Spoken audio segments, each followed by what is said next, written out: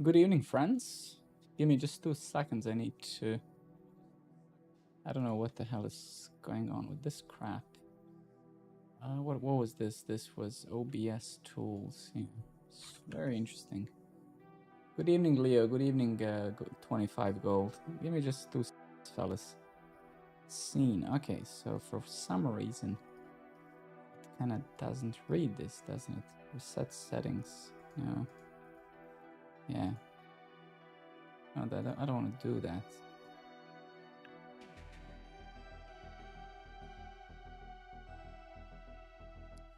Jesus Christ. No, that's not what I want to do. Just give me 1 second. Let me clean this up.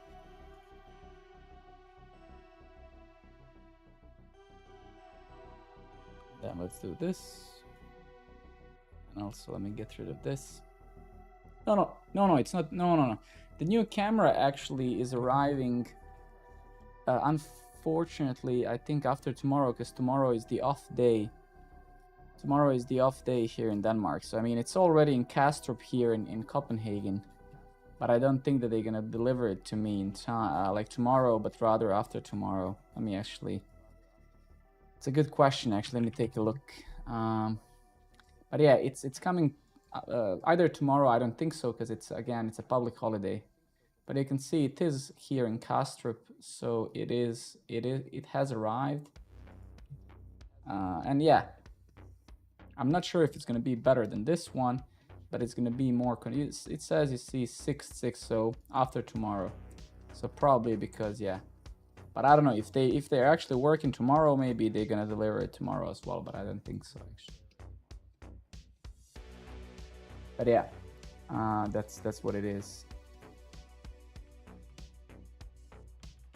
Give me 1 second, because I was supposed to get some. What is this crap?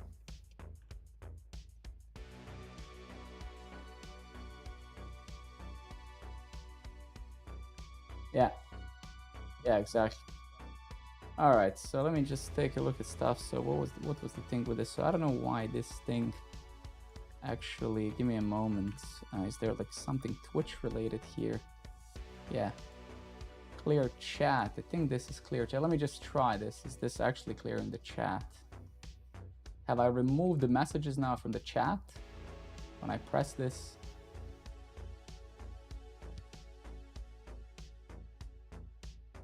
Supreme haircut.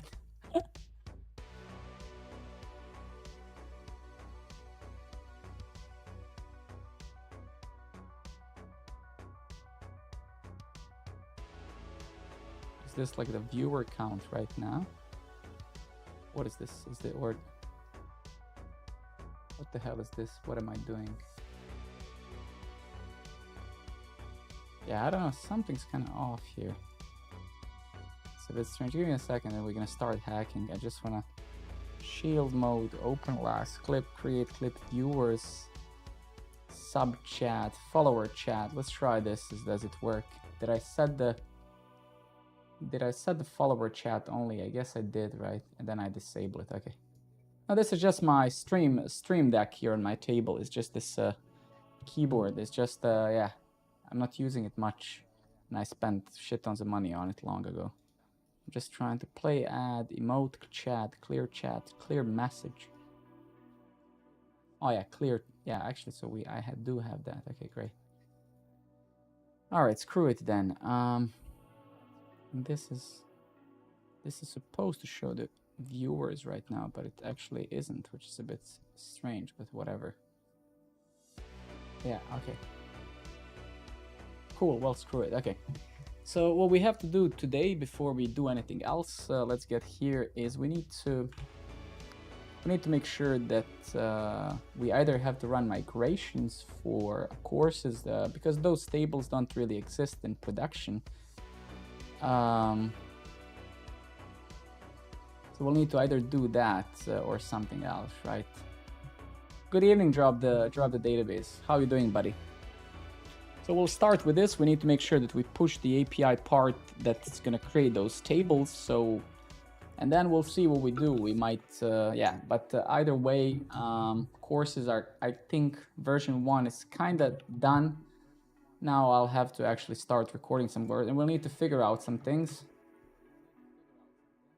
Budku Live, thank you very much, buddy. We'll need to figure out the menu. So as we are building those new features now, I'm having a hard time figuring out where to put the.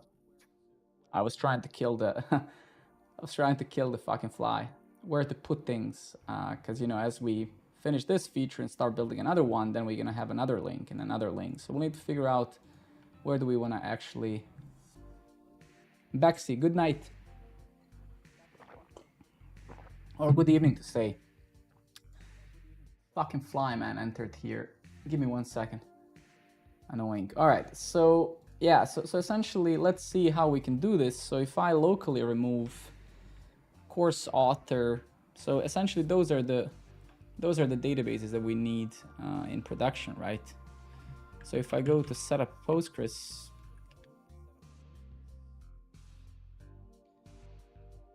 all right, so let's try with the quickest possible way would be with migration. So let's try ChatGPT for this. This would be great to automate that. Bexy, good. I hope you're having a great day as well. It's kind of off work tomorrow, so I'm kind of happy. Okay, so let's go to let's compose this question. So we have a course. So we have a course author, course section, course lecture, and course enrollment schema. So that's actually beautiful. So let's try out the ChatGPT in that sense, what it can help us with here. Given these new SQLized tables, create a migration file that adds them in production.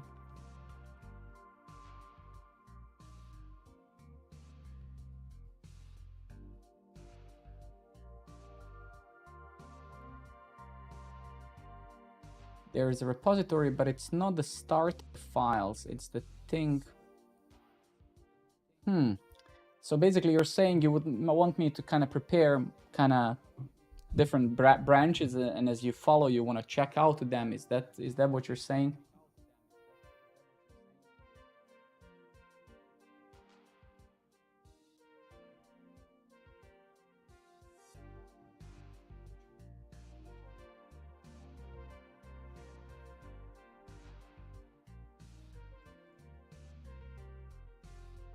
Well, Bexy, I'm not happy that I'm not working. I'm happy that I'm gonna spend time with my family, right? And that passion that you're showing is gonna decrease as you get more and more experience, right? So enjoy it while it lasts. I see.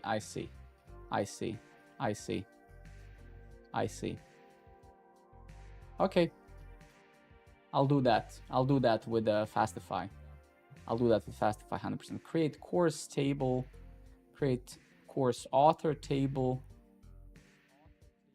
create section table, create course lecture table, create course enrollment table, add unique constraints to course enrollment. Wait, exactly.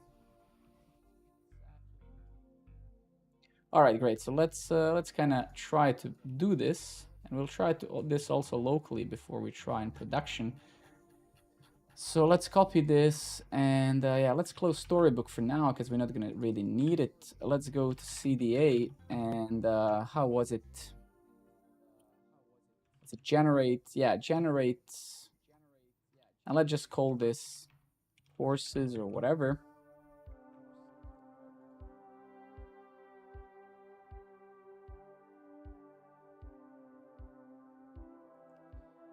I mean, it's not that it's going to decrease, right? There's nothing, you don't have to be passionate, you're not going to be, there's nothing in life is constant, right? It would be silly to claim that you're going to indefinitely forever be passionate about something, right?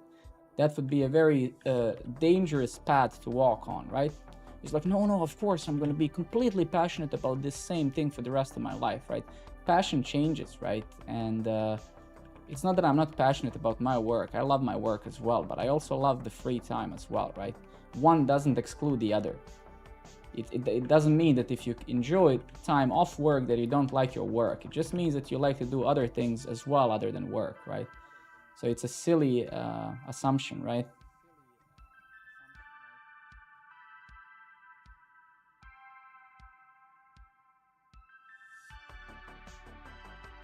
There are many passions in life, right? And they come and go. You know, what might be your passion today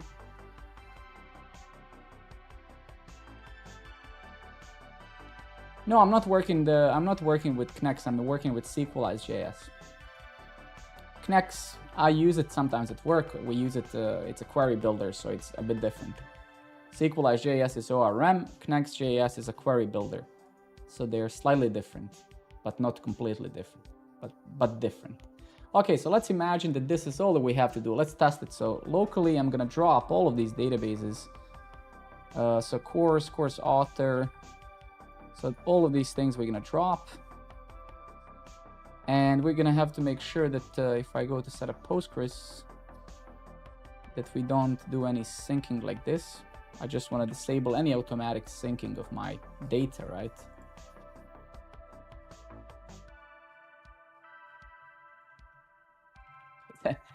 I mean, the thing is, right, just not, when you say something, it doesn't, right, explicitly or implicitly mean that you hate something else. So it's fine. I mean, we all enjoy, it's fine to enjoy your work or not enjoy your work and then enjoy some other things as well, right?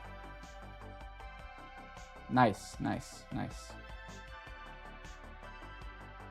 Okay, so great. So let's try running this now. So, right, so we have generated this migration. I called it courses, right? We need to turn this into CJS. So let's say CJS. And now let's try running those migrations, right? So I think in my package.json, run migrations, run database migration. So let's say run database migrate. Let's see if this fails. Column link of relation article already exists. What? It's because we need to update this metadata table. So let's go to tables, Sequelize metadata. No, it's not about that. So what is it that we have that it doesn't like? Let me just refresh this. Course. Okay, so we didn't drop the course, I guess. I suppose so, yeah. Okay, let's refresh this. Yeah. Let's try running this fella again. It's running its previous migrations, but yeah, it's okay that it is, right? It's just column link or relation article already exists. I see, but it shouldn't really, it should just ignore that stuff if, right, if, yeah. Yeah, I mean, it should just pretty much ignore that stuff, right? Column link already exists. Yeah, that kind of sucks. Okay. All right, and how do I do that? I guess I need to specify the file of some sort, right? The file name or something, right? So let's take a look. Where's all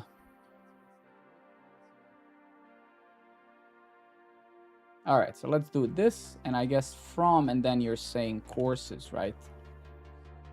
And then I provide a file name, or is that it? So it's like this. Jesus fucking Christ. So you're saying file name, no extension. Okay, I think we'll need to provide an extension here, but and I guess a file path, right? So migrations. What the fuck is happening?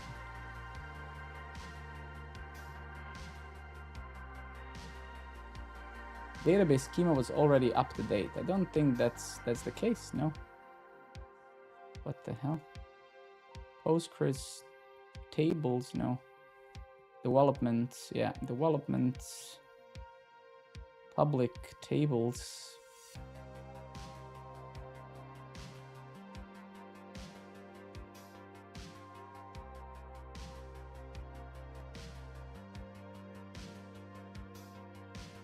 I see.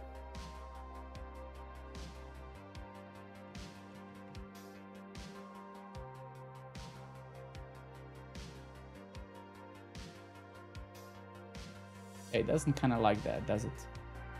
Forces CJS up.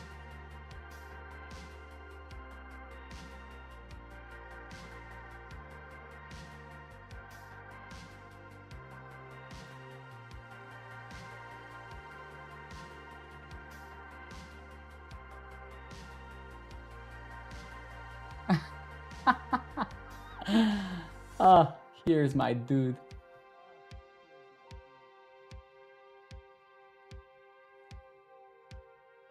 Yeah, let's just ask this fella, right? And I think I have a fucking echo from somewhere, yeah. So how do I specify only a specific migration file using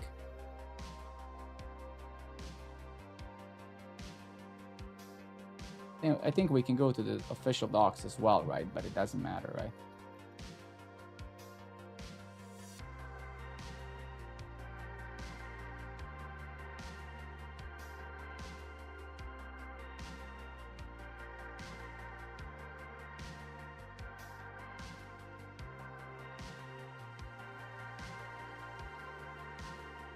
I don't want to run.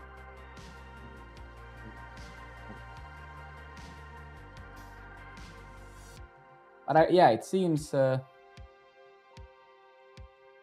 mean, he's doing a great job, right? He's doing a great job, so let's give it to him. He is very persistent. Why the fuck did I open this? Okay, I get it. So we don't need a path, we just need a file, basically. So we say dash dash from, and then this. Unfortunately, did it actually work now? But we didn't get any terminal output, so I don't think it worked. No. No.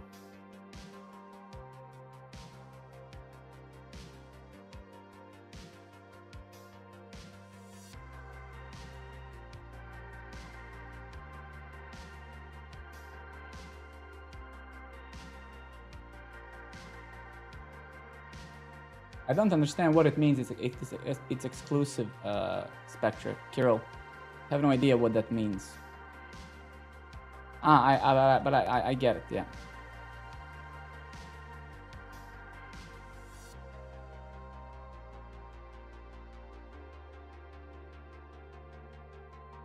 I see.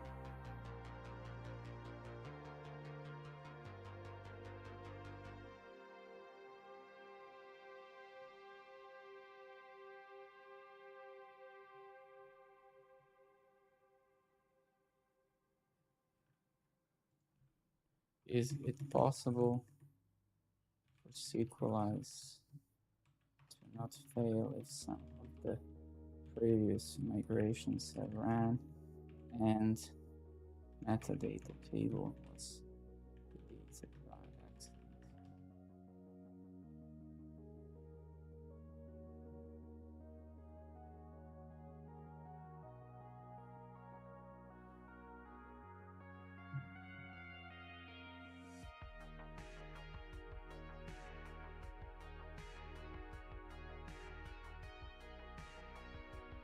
Okay, so let's do this, right?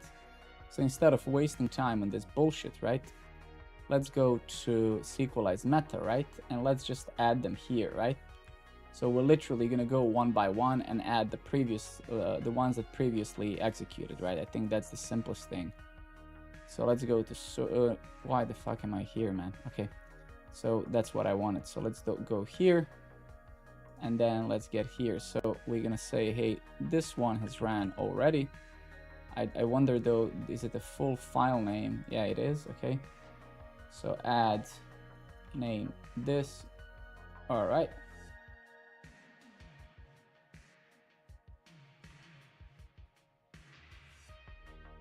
Did I add it or not?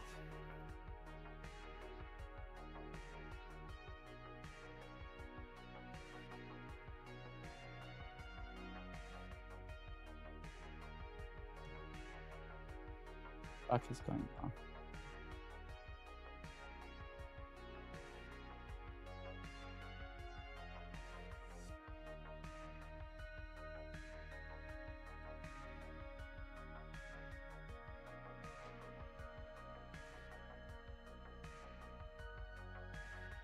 Why doesn't it want to do it? What's the problem?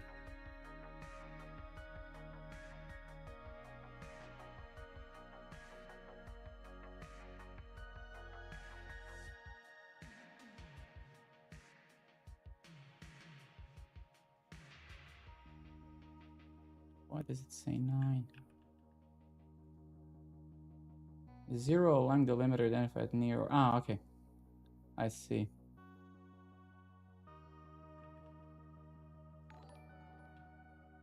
I actually don't see. Why is this fucked up, man? This is fine. So what is it that it dislikes? Wait a minute. I'll just go to production and see how is it done there. And then we'll just, I don't actually know how I even remove those migrations. Why are they removed from locally? I guess at one point we played with it. Let's see how it is in production. Servers, PN production, equalize meta. Let's say, where is it? View data.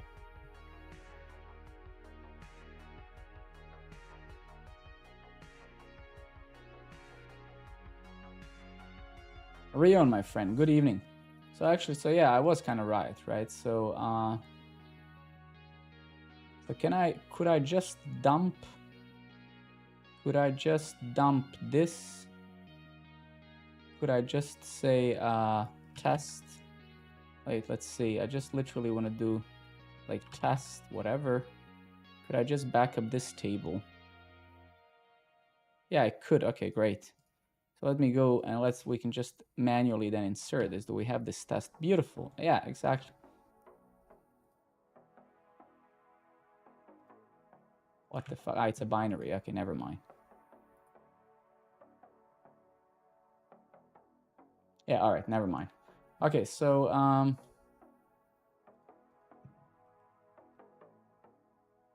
right, I have an idea. Wait, give me a moment. So I'm gonna say, hey, give me all this. Is there a way to copy this, like save results to file, messages, notifications?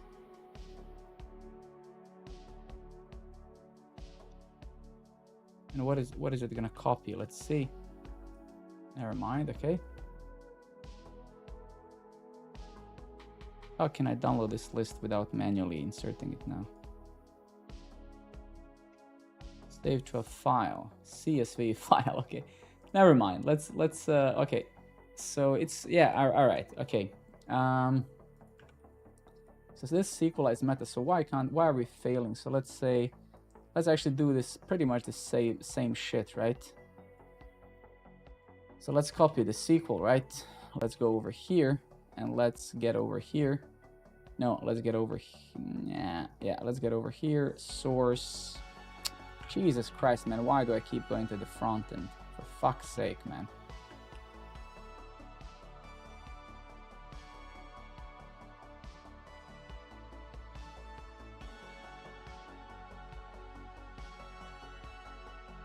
Let's just fix this stuff.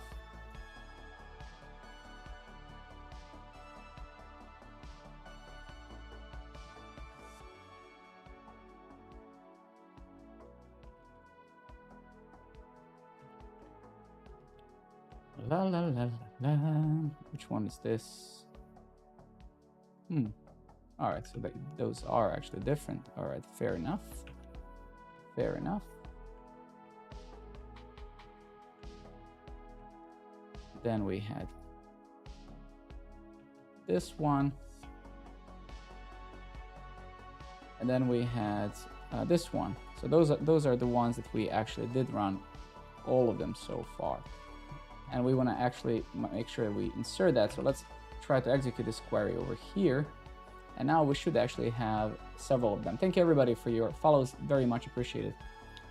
Okay, and then let's get here. Okay, so now we have them, right? So that's good. So let's kind of get rid of that. And yeah, so let's migrate. Let's try to run this thing again. There we go. So now the migrations have actually run locally. Thank you everybody again, appreciate it. I hope you're having a good time. And then we have course, course author, course enrollment, course lecture, la la la. Okay, cool. If we go now to localhost, we actually, let's run the API. What? API logs, dear path. Are you kidding me, bro? What?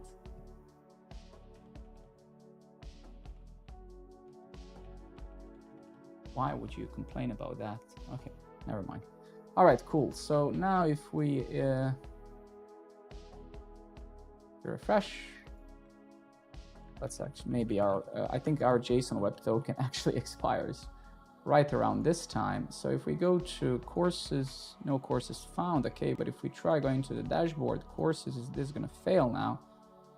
Yeah, so it does actually fucking fail, and that's not good. Column students course enrollment does not exist. So now let's try, let's start debugging this with ChatGPT, right? So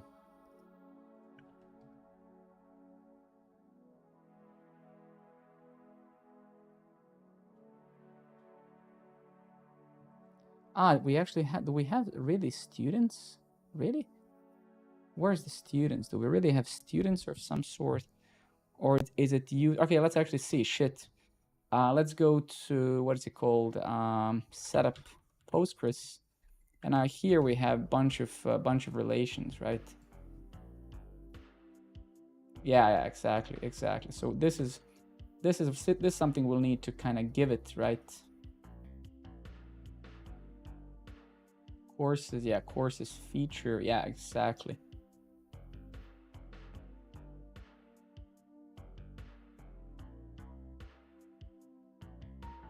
Course ID, okay. These are my relations. Please incorporate them in the previous migration that you wrote for me.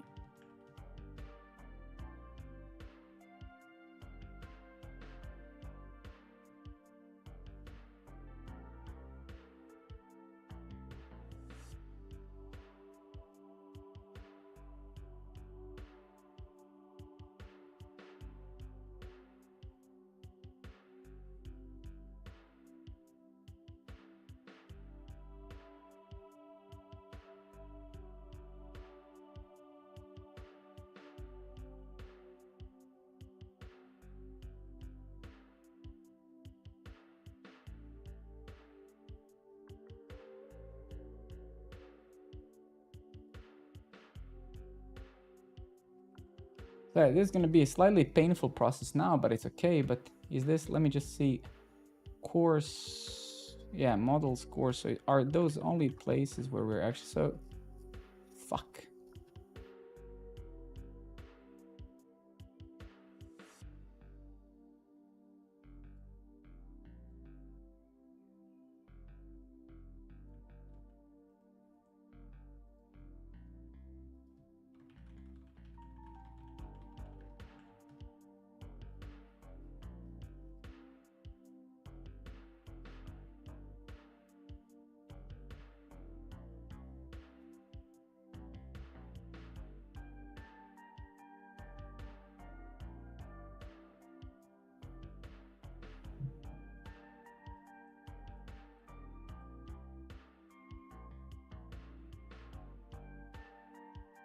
It's kind of strange. Why didn't I group those together somewhere beneath course section?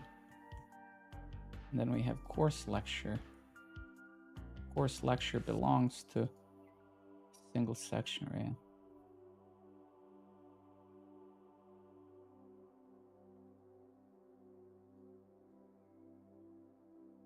I think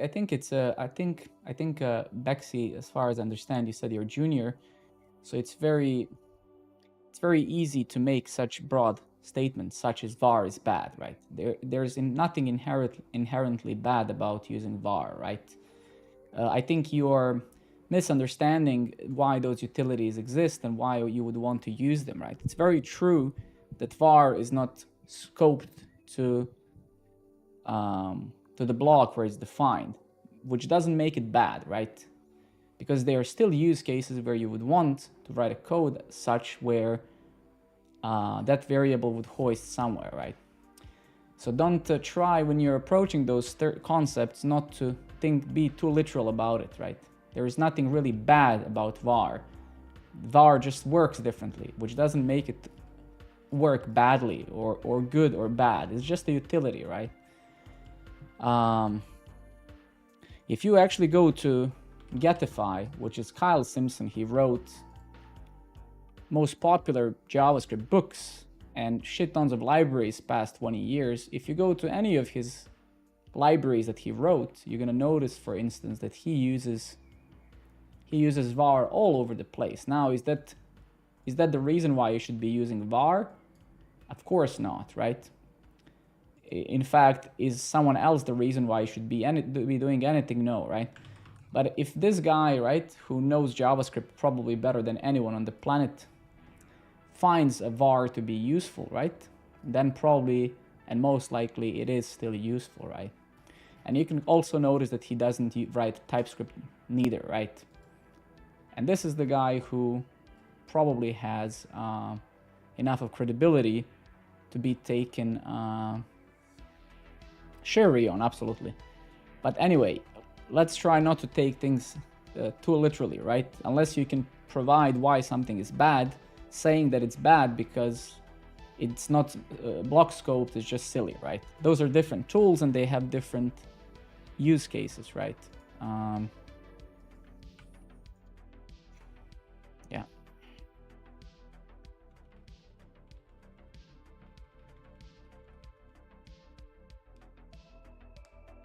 It cannot, no.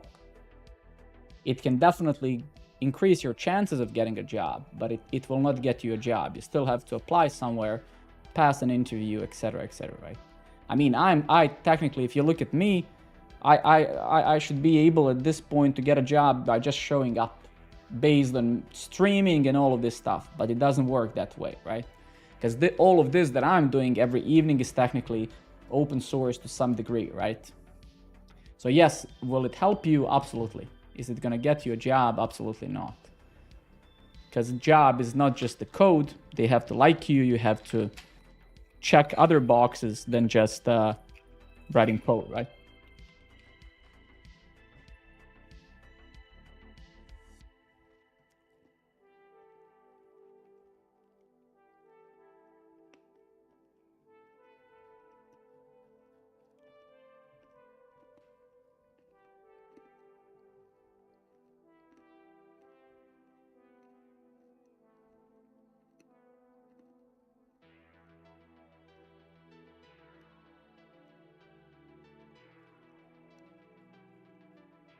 All right. Ah, shit. Continue generating.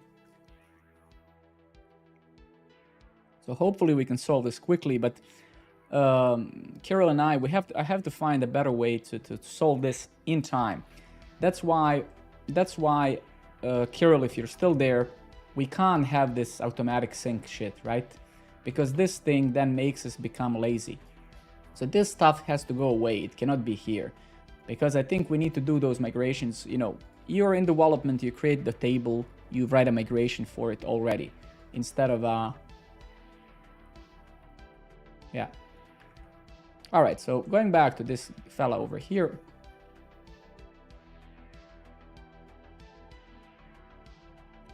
Yeah, I have Rayon. I mean, most of my students at Thinkful, I think 85% of them were working and then attending the bootcamp where I taught, right? So it's reality for many people, right? Most of those people who go to those bootcamps, they also have a full-time job of some sort because they can't afford it otherwise.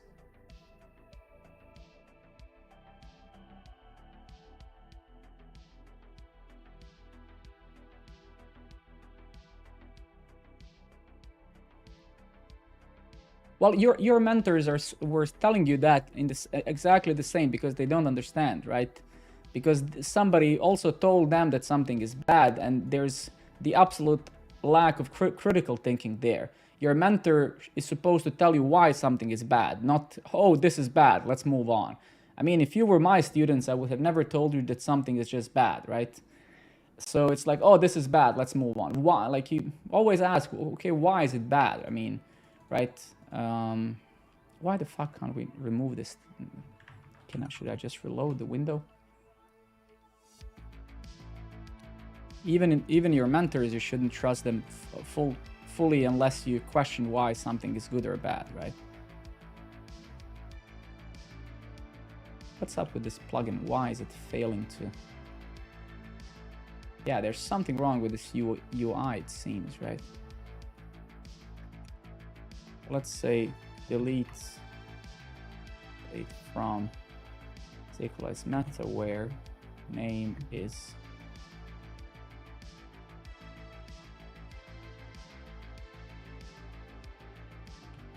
I don't actually know why that UI not working, but super strange, super strange. Okay.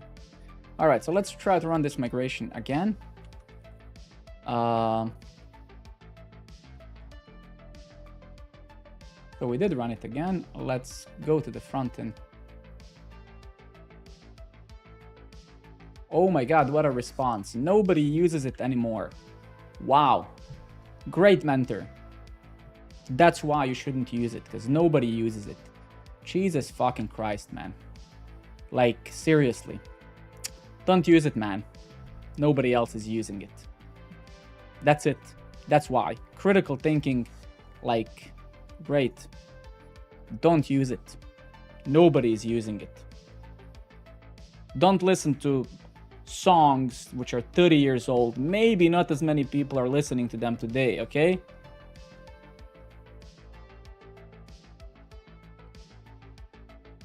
You know, no. Great teachers, man. Jesus Christ, man.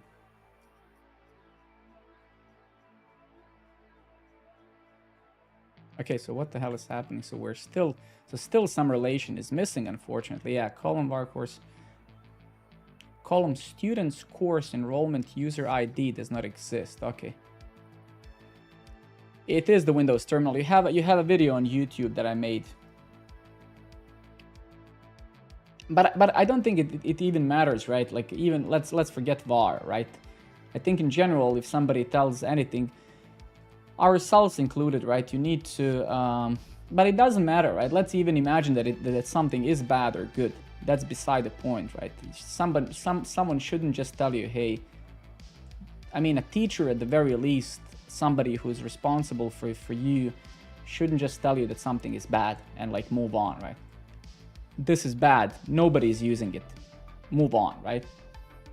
What a great comment. Okay, let me shut the fuck up and let me try to fix this. So, column students, course enrollment. Which students, man? Like, where am I using? I guess as students. Okay.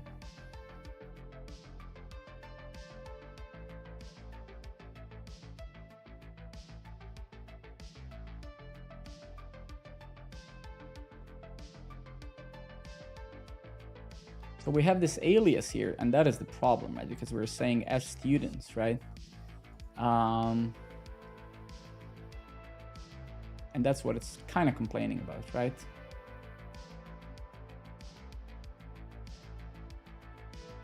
Let's ask our co-programming friend here.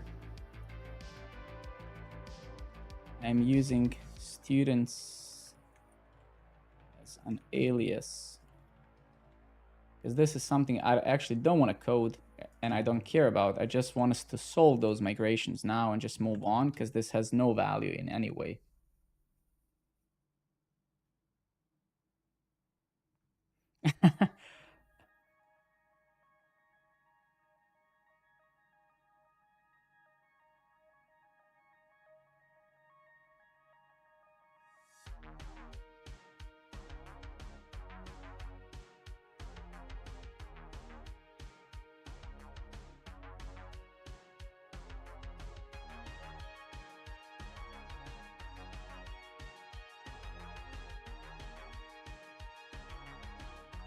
Interesting.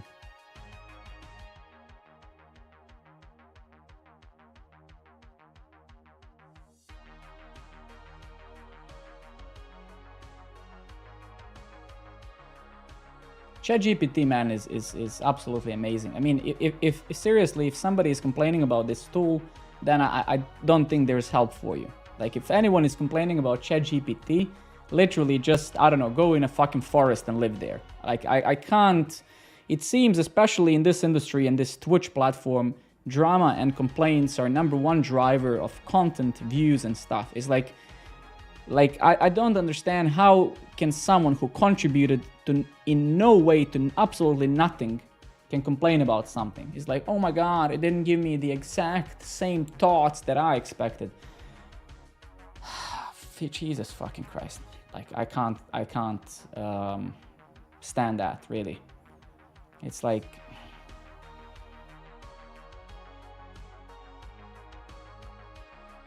it's horrible, Bounty, right? ChatGPT is literally a miracle, right? It's literally a miracle. Like, this tool is so good that I cannot find words to explain it. It's so good. It's so good, right? It's like, if you can't see how that this tool is literally a miracle, then what else is to say, really? It's just fucking ridiculous, right? Yeah, of course, man. I mean, but the thing is, people who are pragmatic about understanding things, they were pragmatic for the past 30 years. So people who would understand things that copy paste from Stack Overflow, what I'm trying to say, that this has nothing to do with ChatGPT. You have developers who are copy pasting things without understanding for 30 years. So no matter where you copy paste it from, is it ChatGPT or Stack Overflow or some random Google article, there's no difference. The only difference is that ChatGPT aggregates it for you and you can do follow-up questions. But some people copy paste and they don't give a shit, and some people do, and that's the only difference. Now, where do they copy it from? Is it one or the other? It doesn't matter. Do you get what I mean? So sure, I agree that ChatGPT can make you a bit more lazy. I 100% agree with you, right? But still, people who are pragmatic about understanding certain things, they will be that, or they will not be that, regardless of the tool, right? Exactly. But anyway, ChatGPT is absolutely, it's a miracle for me, right? I have no words to describe how great it is, right? So if seriously there's someone who thinks otherwise, then I don't know what to say, really. Genuinely, I genuinely don't know what to say, right? It's hard to I guess that person, that specific person, I think, would be unhappy about everything in life. If we would go to Mars and find life there, that person would probably be like, oh yeah, but why didn't we go to Neptune? It would have been better and shit like that, right? So it's that type of person, right? It's just you know.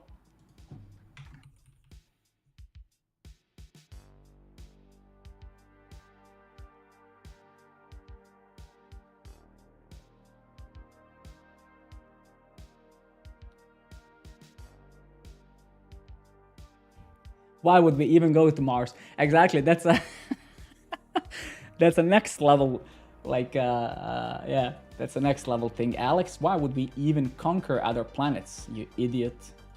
Dude, you nailed it with that one, Leo. Oh my god. What team? It's just a standard team, and I'm just using a background basically in behind. But it's the team is the standard team. It's called Dark Modern. So it's the theme that comes with VS Code, right? And then you can find the font here as well if you want. Pleasure, man. All right, so yeah, this is kind of painful, becoming a slightly painful now. So let's try fixing it. So column students course enrollment user ID. So this is basically the yeah, okay, so the user ID is the problem. Okay, I see. Fine. We'll figure it out. So let's go to this new migration file we created. I suppose there's some references here. Let's search for, okay, course ID, user ID, author ID, course section table, course lecture, course enrollment. So this is where the error is. References, model key, user.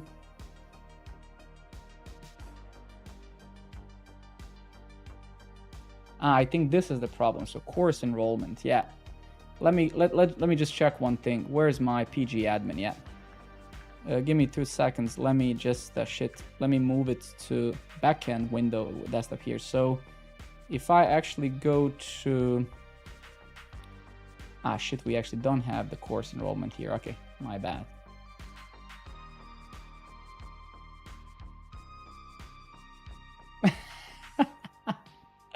It's fine. I mean, as long as you're happy with your theme, at the very least, it's good.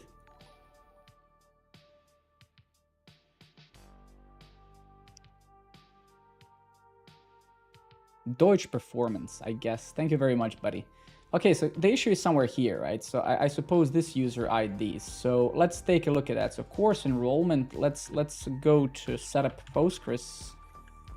So course enrollment, foreign key user ID. Foreign key user ID as enrollments. The fuck?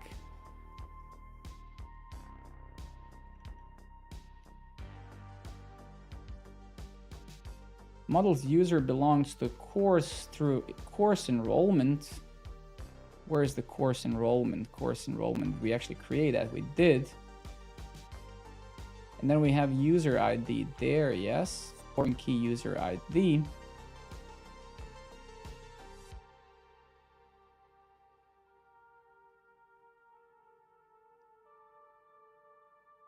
References model user. Shit, is that maybe the problem? Is it called user or users? Give me a second here. Let's go to our query thing. Ah, this is Redis, no database. I guess it is called user, yeah. Model user, yeah.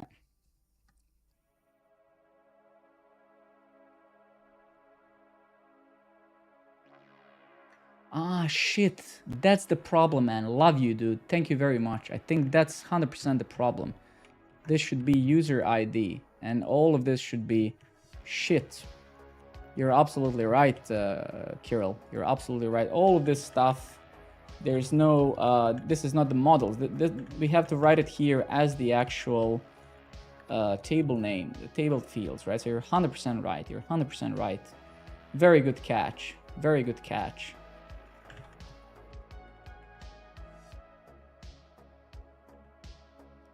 Fuck, how would this be video URL?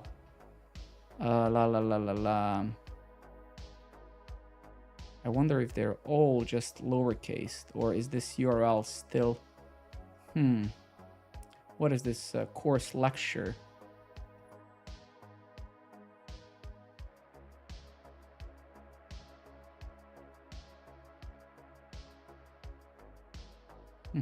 Fuck.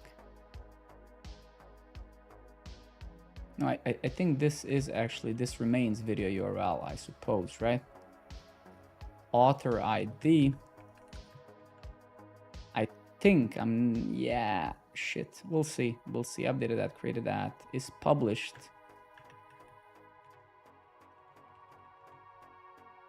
Yeah, exactly. Okay. So that's catch, Kirill. Thank you, buddy. Let's try running this crap again. Okay. No, we're not gonna refactor anything. No, we're not gonna refactor anything. I don't. Let's not. Yeah. Ben, thank you very much, man, for being around. And good to have you here, man. Good to have you. I see that you followed me, so thank you very much for that. I hope to see you around soon. And thank you very much. Okay, so we did run this migration. What is the error now? So we still have some error. Hopefully it's a different one. Sleep well, man.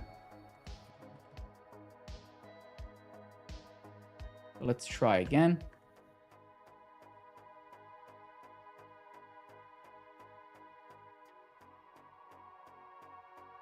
User ID, so status students course enrollment, that user ID does not exist.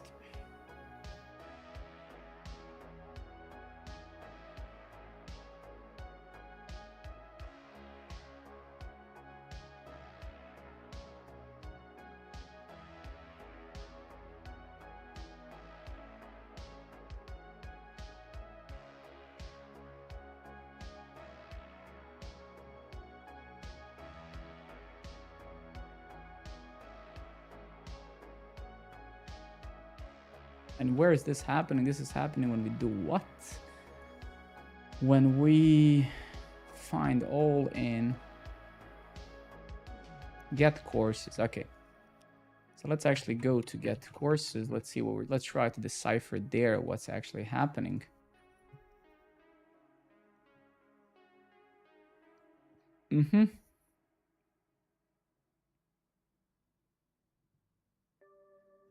So I think it's actually happening here. So as students through model course enrollment, right?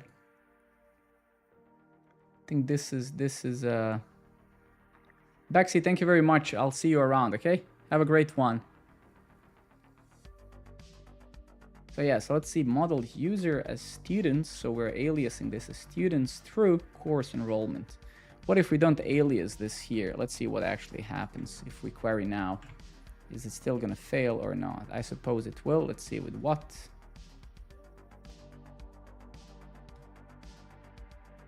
So now we get a 500, okay?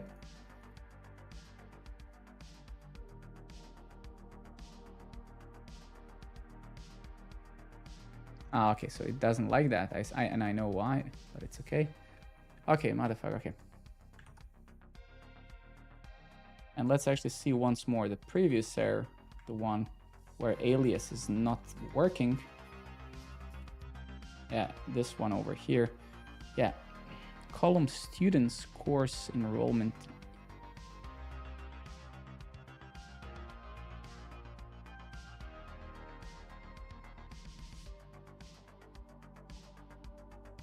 Yeah, that kind of doesn't make sense. Why? Well, because it does exist, right? Here's the user ID. Is it now actually complaining literally? Ah, fuck. Wait a minute, but why? Yeah, this is the problem, right? No, I mean, why they were still kind of created with capital letters? Why? Yeah, that doesn't kind of make much sense, right? I think, I know what happened. I know what happened. I think we forgot to remove them, right? I think we forgot to drop them before we actually delete from sequelize meta where name is this. All right, so let's run this migration again.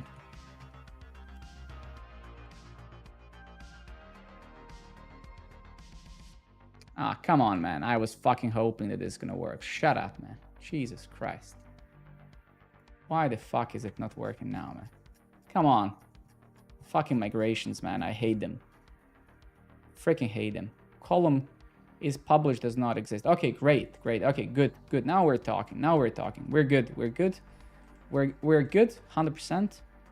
So I kind of overdid it. So let's. So yeah. So we kind of shouldn't have changed this. This is fine. This is literally fine. It's just those associations and stuff. They're actually created with those names. And we need to be careful about those. Okay. Okay, cool. So let's, yeah. So let's run this thing actually again. Let's go over here. That's great. Let's go and let's nuke those fellas again. So course, and let's drop them. Amazing. And let's run this stuff again. So it did run again. So let's refresh now and see what other error we get now. Well, we did get one. Let's see what it is.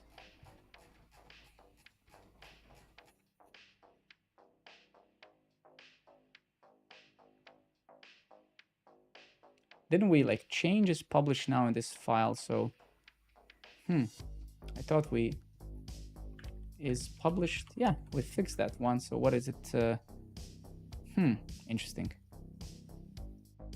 Is published does not exist. Yeah, that's of course it doesn't. Well, yeah, okay. So it's probably, let's try that again. So let's go to here.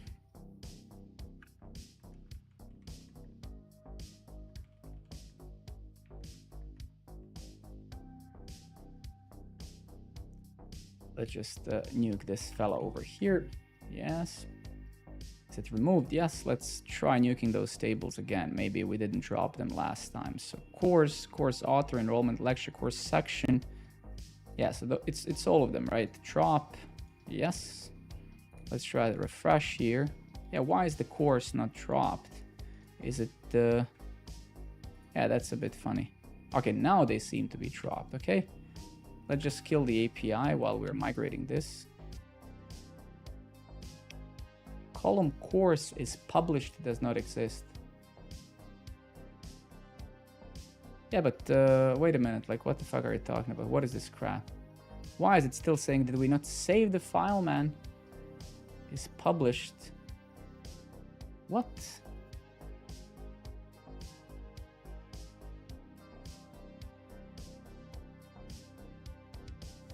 I'm using nodejs, Fastify in the API and React in the... No, but why would it be camel case? Why would it be... No, I disagree with that. Why would it have to be underscored, right? That's not the expectation here. Naming conventions are good, and I can explain them in a moment, but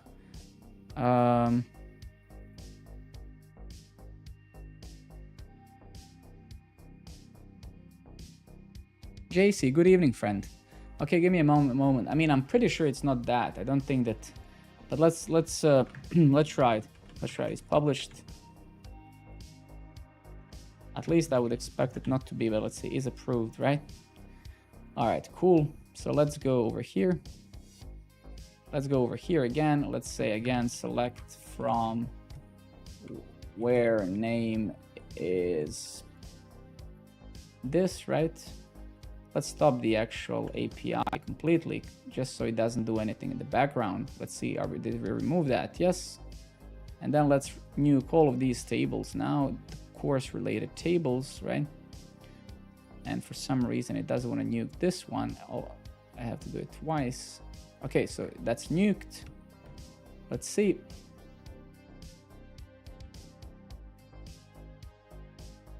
Yeah, courses are in production, but we didn't run the migration, so they're unusable right now. Yeah, it's still fucking failing, man. Like, are you kidding me, man? Like, seriously? Message relation course What? Relation course does not exist. What?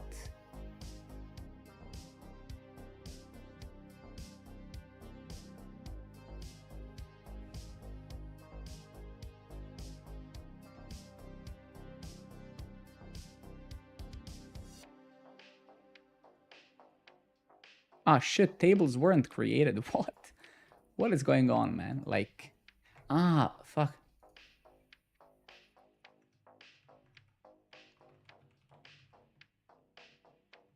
I think we are almost there. I hope so, at least, but I do think we're almost there. Okay, let's try running this crap once again. So now it has actually ran it.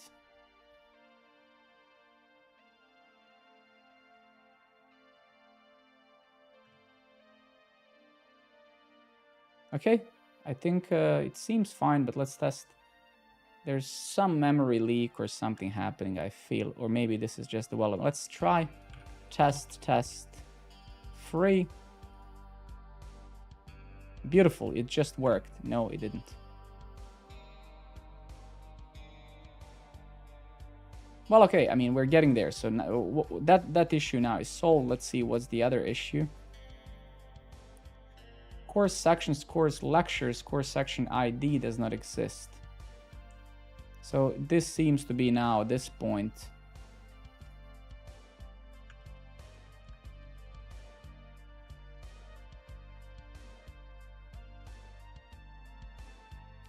Column course sections, course lectures, course section ID does not exist. And this is at 48, line 48. Not here.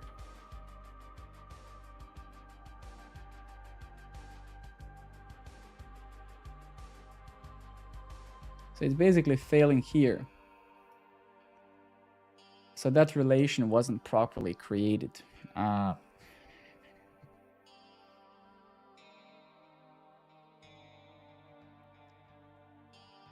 course section, let's go to the...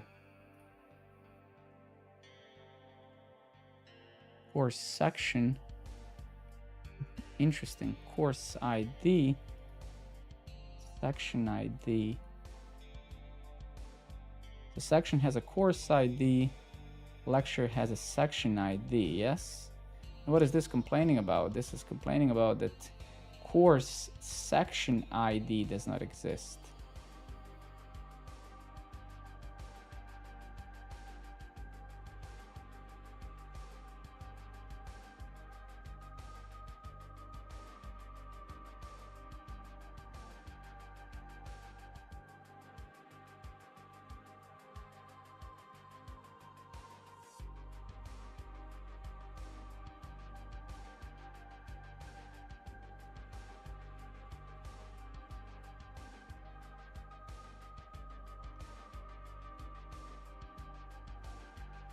Column course sections, course lectures, course section ID does not exist.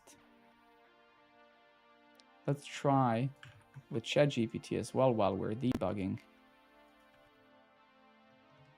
I'm working on courses, JC.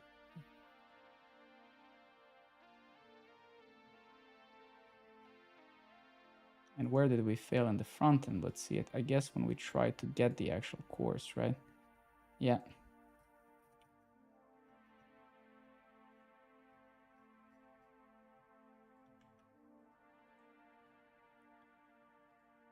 Okay, let's get over here.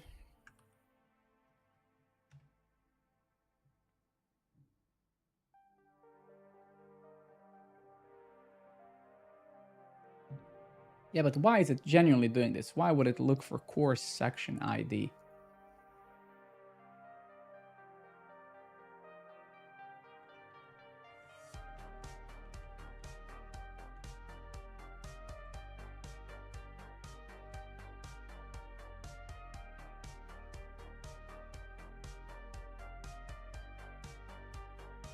So we're missing this in a migration. Fine, fine. It's okay. It's okay. It's okay. I think a course lecture. So we need to add this in the course. I mean, it's fine. The thing is, I think we need to change the process, Kirill, and how we do this in development. So I'm gonna solve this now. It's okay. And then next time, from now on, we have to both kind of not do things this way, because you know, as we make a first table in development, we should. That's why I was suggesting when we spoke last time that we avoid, you know, using those force things and stuff, because in development that creates that automatically for us, but that doesn't help us, right? That's the problem, right? It just doesn't help us. It makes us do this now, and if I was migrating this stuff table by table as I was creating them, I wouldn't have this issue now, right? So it's way easier to migrate one by one than now needing to do all this, right? But it's okay. I think we're almost there, but yeah. And this is, anyway, never easy, really.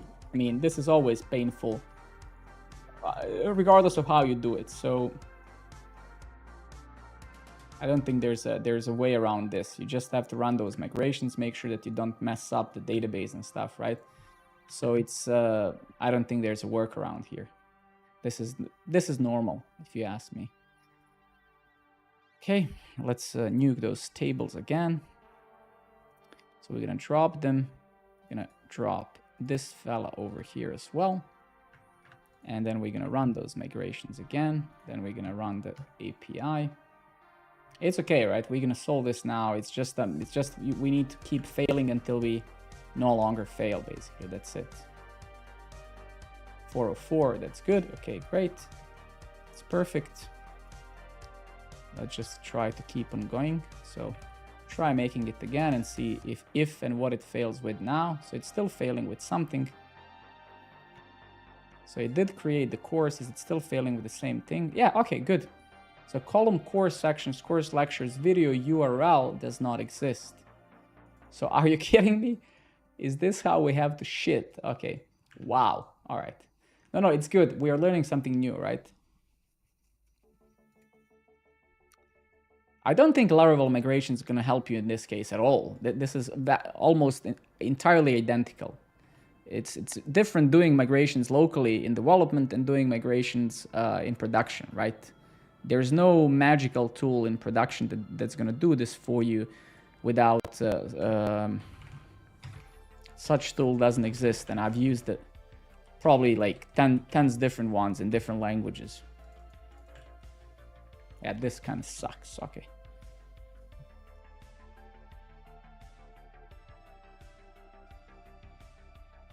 Well, this thing technically generates migrations for you as well, Kirill, right? And that's the whole point. We're not using it properly. This tool, if we're using it properly to generate tables, would do it for you, right? Because the thing is, right, none of those tables were actually generated using Sequelize. If I did generate them using Sequelize, then they would also generate migrations file for me, right? So that's the point, right? Prisma wouldn't do this for you if you would generate things manually and then expect half of the other thing to be generated. That's the point, right? Like, you understand what I mean? So if you go to Sequelize migrations, whatever, or creation of like using their generator, it will do that for you as well. It's just that every time in the stream when I need a new table, you know, every time in the stream, whenever we need a new table, what do? I go, you know, to the API folder, I find some model, and I generate this file manually, right? And that's not the way to use Sequelize. In Sequelize, right, you would basically just use their generator, right? Or you would use their tooling, right, to I don't know where was it. Anyway, let me just focus on this for a moment. So yeah, it's just like we're not using the tool exactly how it's meant to be used, but it's fine, it's okay. Okay, so let's get this again, delete from that, where name is this, and that's perfect. Let's just kill this for a moment. Let's refresh this. Let's drop those fellas right here. Let's drop those fellas right here. Let's drop this fella right here as well.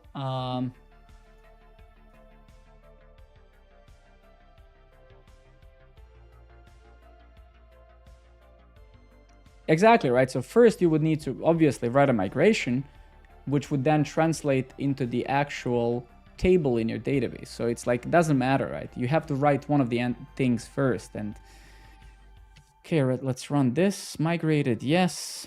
Let's see what's gonna complain about now. I'm sure it's not gonna complain about the same thing because this should be fixed. Let's see. So create your first course, blah, blah, blah, blah, blah, blah. Create. Okay, so we passed that. Okay, so that's good. Let's try to create a section. So I think we're almost there. Create a section. Great. We've created a section as well. Yeah, there's a way to see database using Sequelize, and we are in somewhat using it, but we're not. I'm using Faker manually. But that's another thing. You can see the database. So we're not using many of the ORM features the way that they're supposed to be used, and that's a conscious decision. But those decisions obviously have... okay, everything seems to be working. Nice. I think we're good.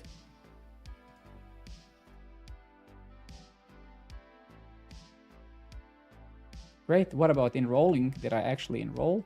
Yeah, I did. Amazing. There we go. We're done. Beautiful. Beautiful.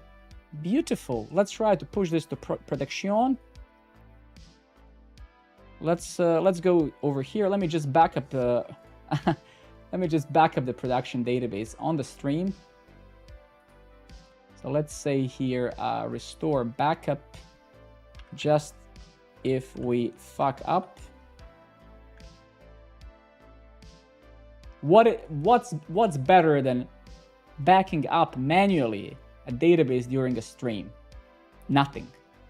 I have that power and you guys don't, and you can die in jealousy if you want. Easy. Okay. Perfect. Great. Amazing. Beautiful. Perfect. Great.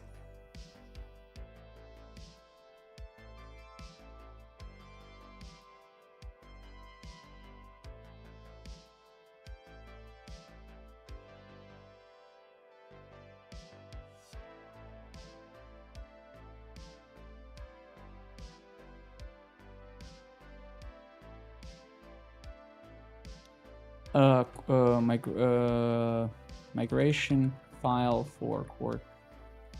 Run migrations for courses. Let me just review it once more. I literally don't trust myself at all. Good. Good. I mean, okay, shut up.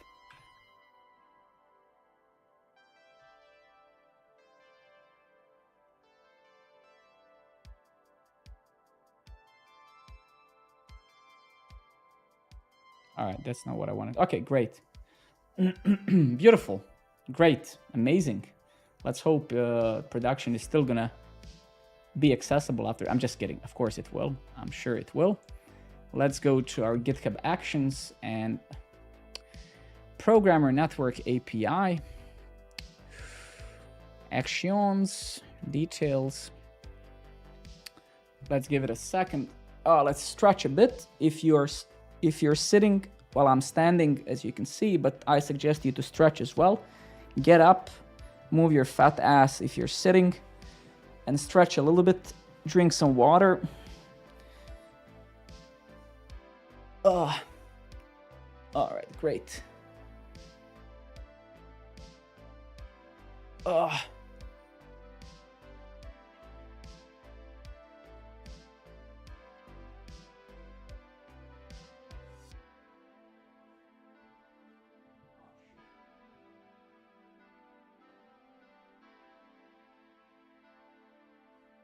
Cool.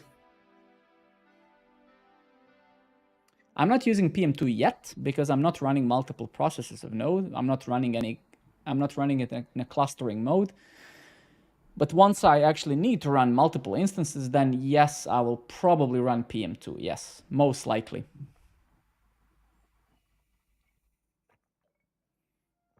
Most likely I will, but for now, I don't really need it. Hence, that's why I'm not running it. Or I might use some native clustering, whatever, because Node.js got that long ago. We'll see. Right now, we don't really need more instances of Node.js because our traffic is way, way low. And we can actually see that here. You can see that my CPU is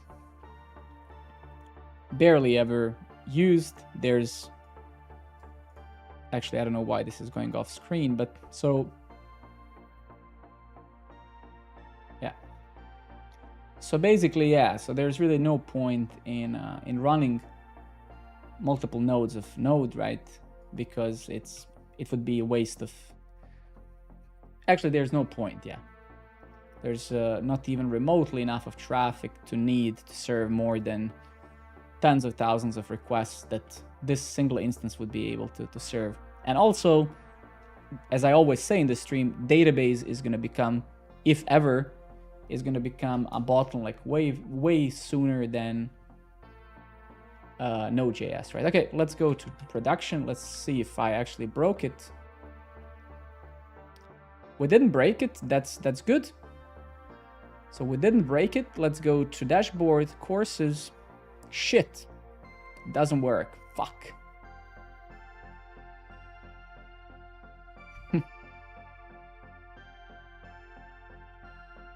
So we ooh, I think I might know what the problem is. We just forgot one thing. Fuck. No, I know what we forgot. It's okay, right? It's okay. So I think good. So this is good. So far so good. So actually nothing is wrong. The only thing that's wrong is that we forgot to migrate ratings, I think, right? Because I also built the rating system. And this rating system also, because the thing is, let me show you. So if we go here, if I go to get courses, right? You can see here we're doing a bunch of joins, actually not bunch, but one of the joins that we're gonna include is the ratings of the course, right? Danix, my friend, good evening. So, and the ratings, I'm pretty sure they don't really exist there yet, right? So that's basically the problem, and we're gonna fix that in a second. So let's go here and let's just say, hey, ChatGPT, Danix, my dearest viewer, almost. Actually, let's not say dearest, because some other people might want to be dearest and they're gonna be like, why am I not your dearest, Alex? I always wanted to be your dearest. How dare you? Okay. Fuck. Okay. And then let's say here, please write a migration for this table as well.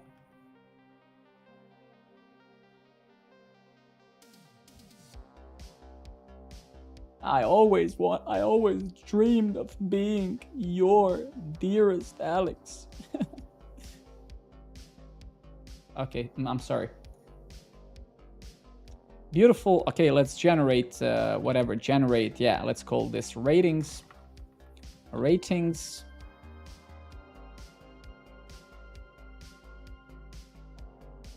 Exactly, yeah, I promise I did memorize it this time. Course lecture, beautiful.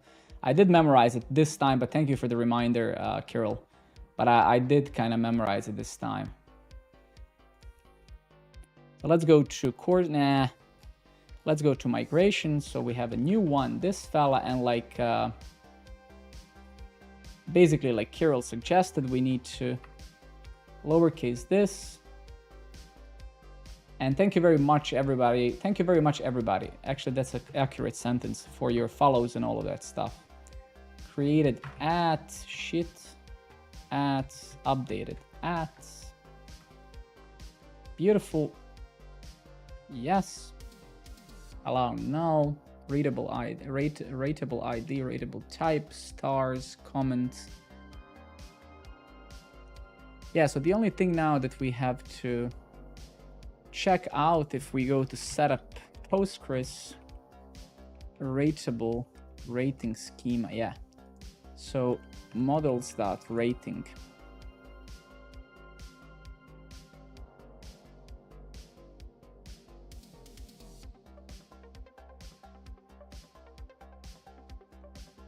Okay. Incorporate these relations as well. That's a good question or good statement, Kirill. I would not know. I need to check. You're absolutely right. It should be. Yes. Thank you very much, my friend. That's a good one. And let's wait for this fella over here to update stuff.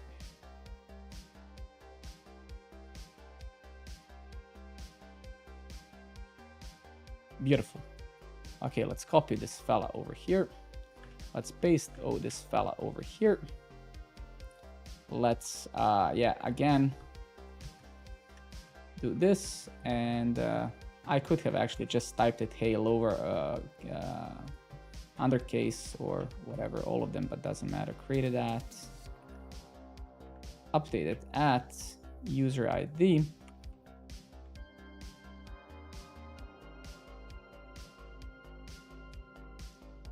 What is Redux Toolkit and React Redux? So Redux Toolkit basically is just a newer version of Redux, literally. So it's just a newer API with a slightly less boilerplate, right? So for instance, the reason why, I mean, I can give you a few reasons why you should use the toolkit. So the main reason why you should use toolkit, I think, is that it comes with this immutable JS library in your reducers. So for instance, right now, you saw it in my Redux course on YouTube as well. Right now in Redux, in a normal old-fashioned Redux, when you have a state in your reducer that you want to update, you're gonna very often say, like, see something in your reducers, like something, like, and then, you know, something else, and then spread state dot something else, right? And then, you know, update some value in here, right? Like some value is 1, right? So when it comes to immutability and stuff, you need to make sure that you don't mutate something directly. And this is very error prone, but you can even get around this and make it non-error prone by, let's say, using TypeScript, for example, but still it's incredibly painful. Now, with Redux Toolkit, for example, your reducers would look like as you're actually mutating. So in this specific example here, you would literally say state, you know, you would just say like state dot something. Jesus fucking Christ, stop correcting this shit, man. So you would say state dot something dot something else, right? So in Redux Toolkit, you would do it like this, and this would still be immutable. So because they're using, I think, either immutable.js or some library to kind of solve this for you. So that's one of the reasons. It's just nicer API. Then you have slices, and you have, in general, is the API that's better in Redux Toolkit, right? Also, the way to deal with asynchronous things, I can actually show you here in Programmer Network, right? So if we go to some of our own, if we go to our own store, let's say we go to a user, right? It's super nice how you can deal with async thunks, for example. You can see for any promise-based action, any asynchronous action, you always have 3 states in which that action can be in. So for example, here I'm let's say confirm email. So when I hit my API, confirm email is going to be pending. Then it's either going to be fulfilled or rejected. And you can see it's very duplicated, very boilerplatey, but you have this pattern for any action, right? So you can see here, hey, when I call my API to confirm an email, then you just say, hey, how the state should change when I'm in the pending state? What should happen if that promise fulfills? Okay, so I managed to confirm email, for example, my API returned 200 or 201. If that happens, I want to set the user to authenticate it true, and I want to say that the user state now is this, right? And then respectively, you can kind of see where this is going, right? So it's mostly syntax, right? Functionality-wise, you're not going to get anything more. It's still going to be Redux. It's still going to be global. You're going to use hooks, right? You're going to use reducer. So from the functionality perspective, it's just flux pattern. It's just I have some global state, a singular object on which I operate, but the syntax is a lot nicer because in normal Redux, this looks a lot more boilerplatey and a lot more random, right? So yeah, that's kind of what it is. Okay, going back to this rateable type, rateable ID. Okay, so let's also, actually, yeah, let's actually go and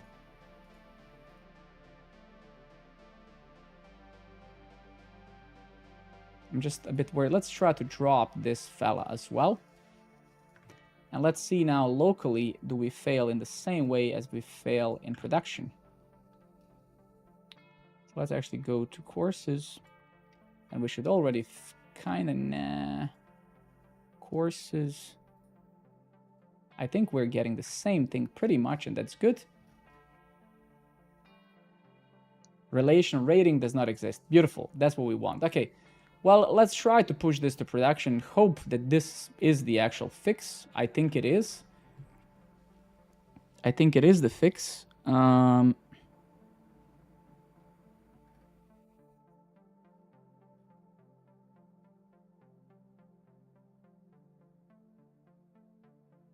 I think it is the fix. Let's try pushing this. Rating migration. Run migrations for rating table. Kamo, your face is boring, my friend. I cannot even see you, and it's boring. Imagine how boring it is, bro. Oh, okay. Your face is absolutely not boring in that case. But if you did mean that, your face is absolutely boring.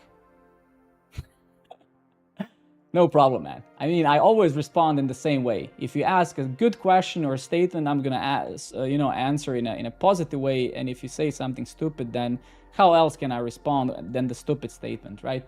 Stupid statements deserve stupid answers. That's the only possible way.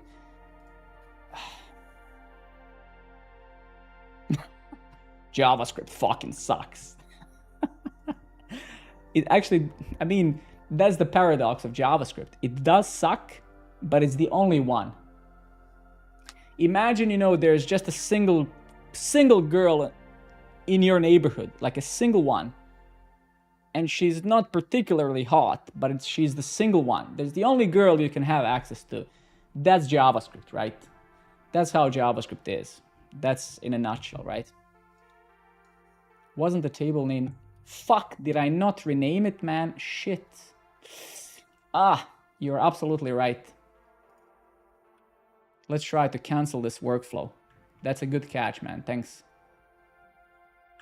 Did we cancel? Yeah. Because, yeah, I mean, Kirill told me about it, but I forgot to change it the second time. You're absolutely right.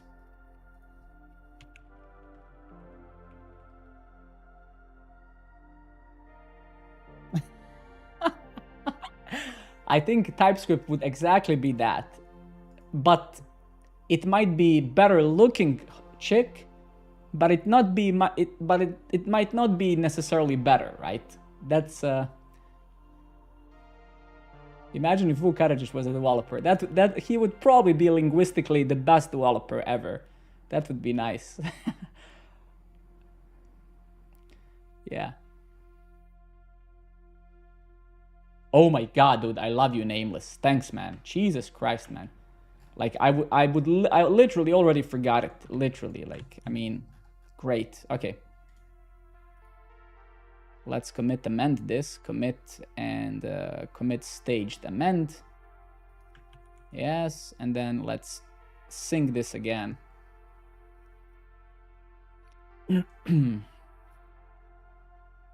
But that's the thing, right? The thing is, one thing that I very often speak about this in this stream is that there's really no point in complaining, right? Either use the tools that are what they are and try to get good at those tools, or do something yourself and make the world that we're in better, right? It's like, oh my god, JavaScript shucks. Well, you sit and build a fucking programming language yourself then, and that's it. You know, if you're smarter than that, then build a language, man. Just sit and build it, right? That's how it is. It's so easy. It's like, oh my god, this tool is so bad. Well, sit and build a better one, man, or don't complain. It's so simple. You either do something or you shut up. There's no third thing. Can you make things better? No, then shut up, right? That's how I operate. If I complain, I imply that I can do it better. If I don't complain, that means that I'm good with what it is, and that's it, right? JavaScript is such a bad language. Well, build a better language, man. Sit, if you're so fucking smart, and build a better language. There we go. Super easy. Sit and build. JavaScript was made in 10 days. Okay, take 10 days and build a better language. Take a month and do it. Fucking complainers, man. Little fucking annoying, complaining little assholes. Just can't stand it, man. I can't stand people who complain all the time. I cannot literally sit with them for 5 minutes.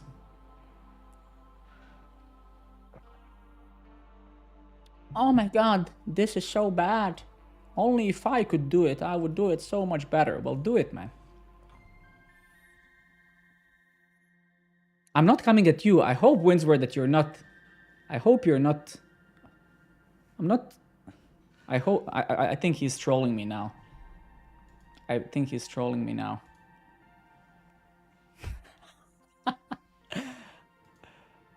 I think he is.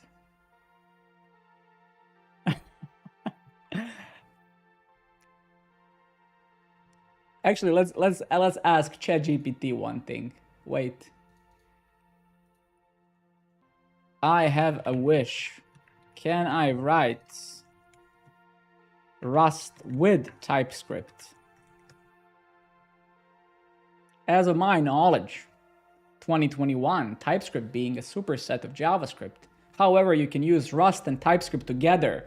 Yes! This is done by compiling Rust to WebAssembly and then calling the Rust functions from TypeScript in web context. WebAssembly is about... Dude, at this point, we're stopping the development of programmer network, and we need to do this. This is what we need to do. It's clear. We need to compile Rust to WebAssembly and then call the Rust functions from TypeScript in a web context. This is what's going to make our code great. This is what's going to make our code great. I think we all agree in that. Write your Rust code. Create a library in Rust that exports the functions you want to use in TypeScript. Then compile your Rust to WebAssembly. Easy. Then generate TypeScript type definitions using wasm-pack, and then import. I think that's it. And then import and use the Rust functions in TypeScript. And then transpile TypeScript to JavaScript. So good, so good. So basically we would write Rust, and then we would use wasm to transpile it to something. Then we would use TypeScript definitions to generate something, and then transpile that in JavaScript. Completely logical, right? I think it would make our platform around minus 0.3% faster.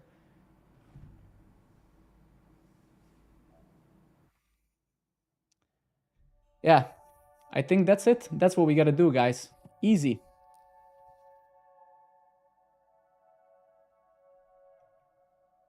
Fuck, did we break the production? I think we broke production, motherfucker. I'm pretty sure we broke production, yep. Yep. No. Fuck you, man. What did we break? Shit. Give me a moment. We broke something. If this was written in Rust, it would have never happened. Jesus Christ, man. I knew that if I only used Rust... Wait, I'm on my other screen. If we only used Rust, we would have never made this mistake.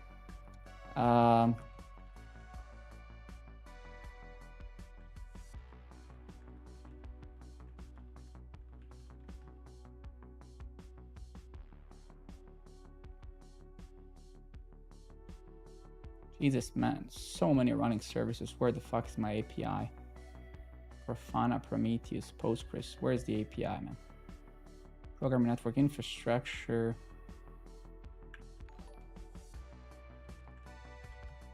All right, so this guy exited. Thank you guys for your follows and support. Very much appreciated. Ah, shit, man. Okay, wait a minute. We named the file wrong. It should be CJS. It should be CJS. That's why. Ah, come on. Come on. And why would this... Ah, yeah, because, yeah, I see. I see. Okay, let's fix it. Check out Laptos. It's a full-stack Rust web framework. Thank you very much, my friend, but I will not check another framework for at least another 5 years. I had enough of frameworks in my life. Enough of frameworks in my life so far. Too many. Too many frameworks, man. I'm sick of them.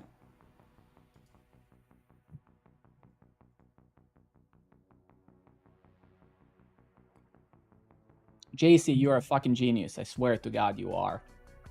I swear to God you're a genius, actually. It is the only girl, yes. Just because there's a framework that's used by 6 people out there, it doesn't mean anything, right? Because if I haven't heard about it, then it's probably non-existent, right? Don't take this, yeah. But I think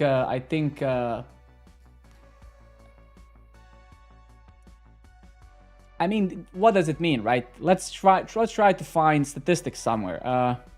React.js frameworks, or no, JavaScript frameworks statistics, right? Let's see, JavaScript usage, 2nd of April. Where is this from? Let's try to find it. Where can we actually find these stats?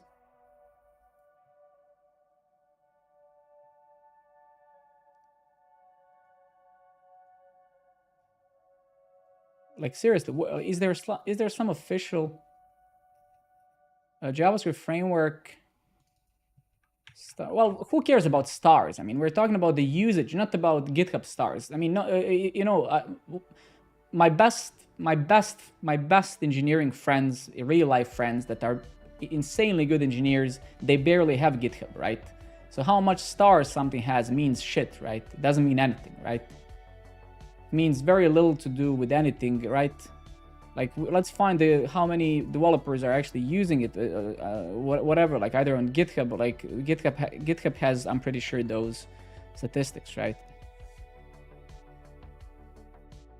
I don't actually know. But how many stars something has, completely meaningless, right? Yeah, well, exactly. I mean, I'm saying GitHub does have those statistics. Oh, check that link. Okay.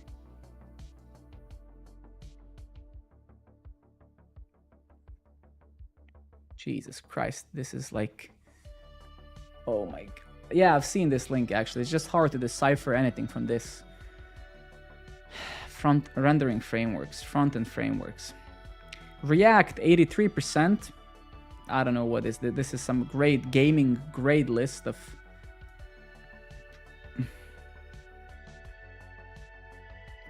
Yeah, I can't. I'm too stupid. I can't read this, man.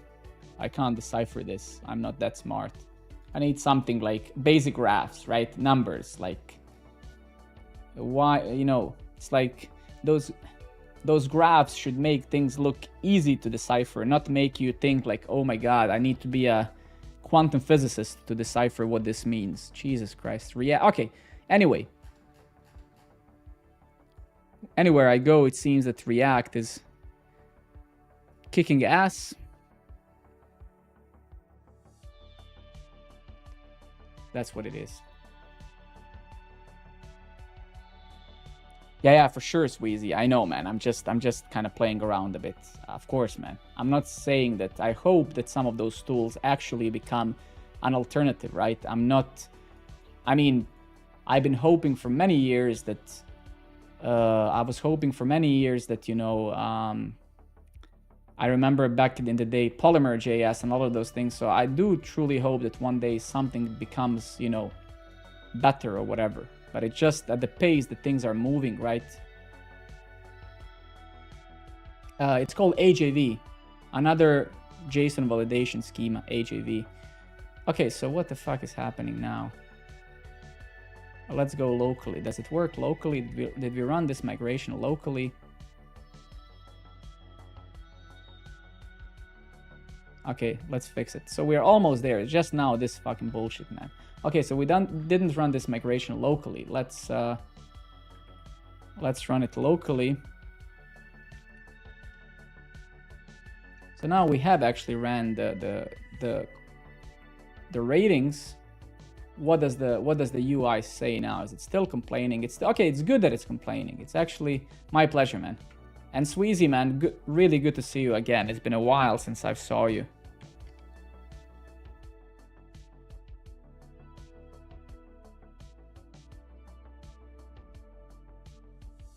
Column rating author ID does not exist. Okay. Where is this shit? Yeah, here. Hopefully it's this one.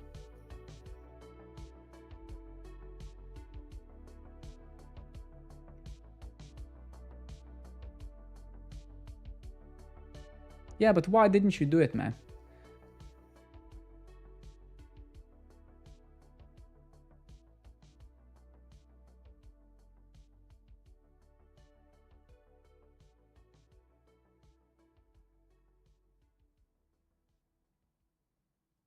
Yeah, okay. Yeah, why? Okay. All right, so let's go to the migration file. Is it no? Let's go over here. Let's go to ratings.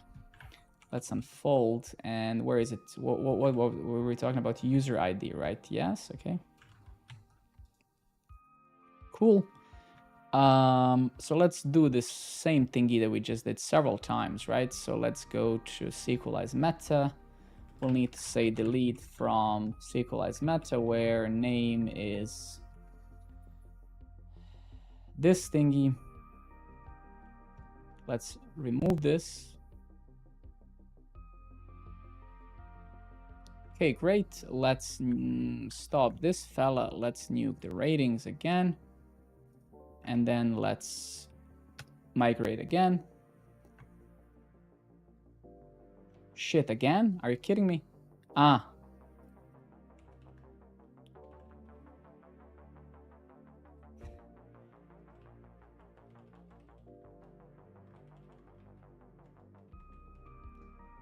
Those snake cases are snaky. Okay, well, that's what it is. I guess we need to drop the ratings. Drop the ratings, okay. Run it again. Run the server again.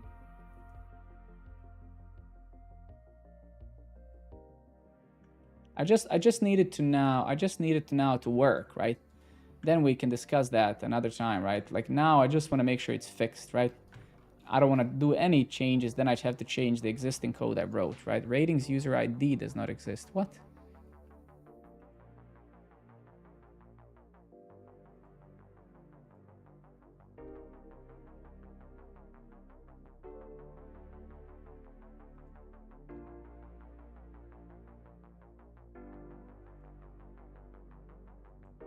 I mean, I'm just following what the chatty chat told us, right?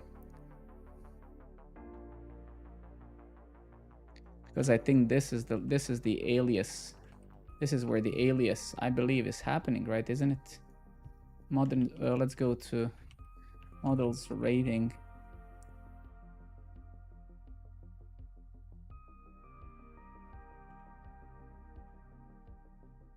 As author, right? So that's why I think it's going to be author ID, right? Yeah. Foreign key. So model belongs to model's user as author, right? Yeah.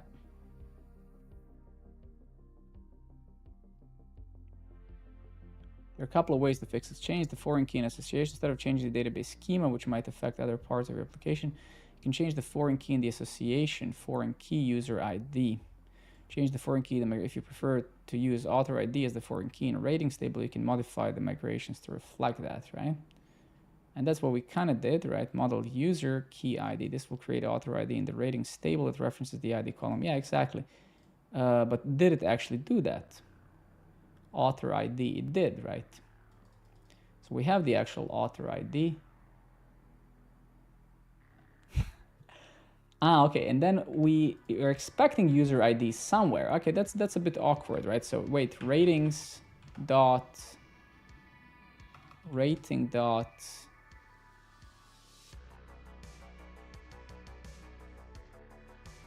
and where is the error actually happening? Let's see. So it's happening in courses controller lines 117. Okay, let's go there.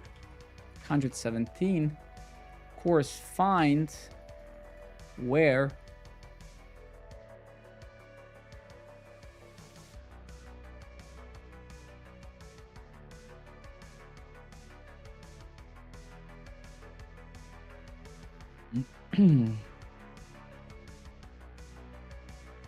ratings.user ID does not exist. Well, it doesn't exist indeed, and it shouldn't, I suppose, right?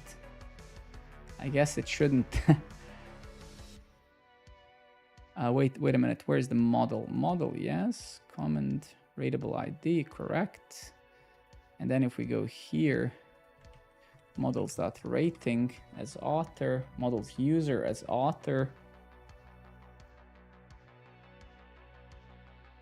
Yeah, maybe we should have provided the foreign key here, but no, we didn't, and it's fine. That's why we said he.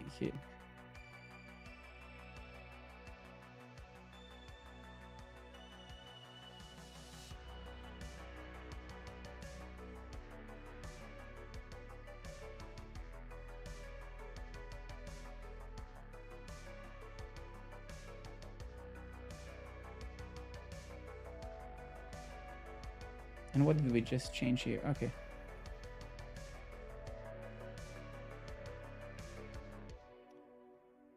I see. All right. Well, I guess in that case, we should do pretty much what it suggested over here, right? No, which is just add a foreign key to user ID, right? So let's try that instead. So if we go to set up Postgres somewhere,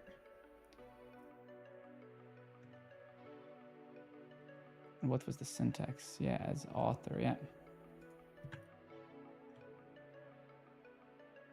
Exactly, so it should be something like this, right? Okay, let's try that again. Comment, blah, blah, blah, blah, blah, blah, sequelize meta. Yeah, so let's say delete from sequelize meta where name is this fella over here. Yes, let's nuke the rating.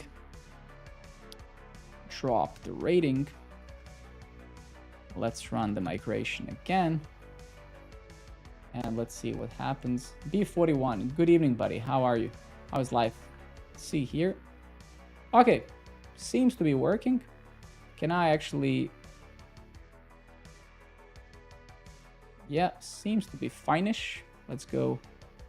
Courses, blah, blah, blah. Can I leave a review now? Let's give it 1 star as review. Hey, it didn't like that. So let's see.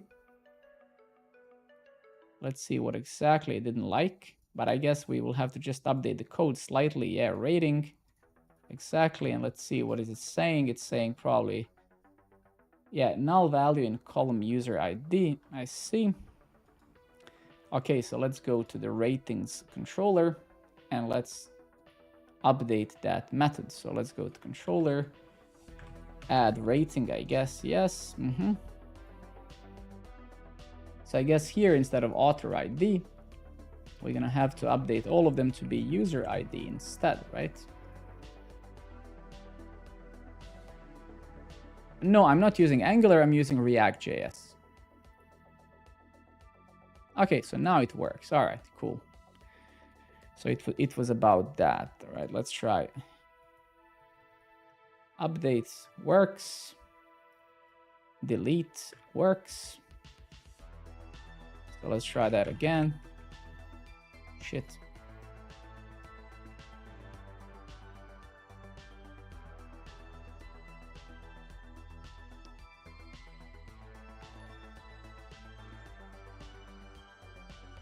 Okay, seems good. All right, perfect. Symphony ones, thank you very much. Okay, let's push this. It seems fixed now.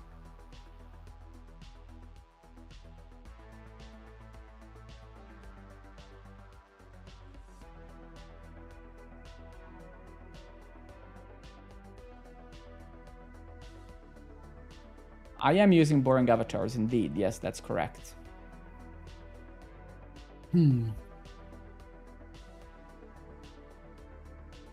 Actually, we don't really need to do any other migrations, right? As far as I can see, we didn't actually. So it's just updates for add foreign key to rating relation. Whatever, I don't fucking know how to do this. Okay, let's push this to production immediately and let's see what happens and if we have fixed it. Let's go to GitHub. Let's go to our thing here.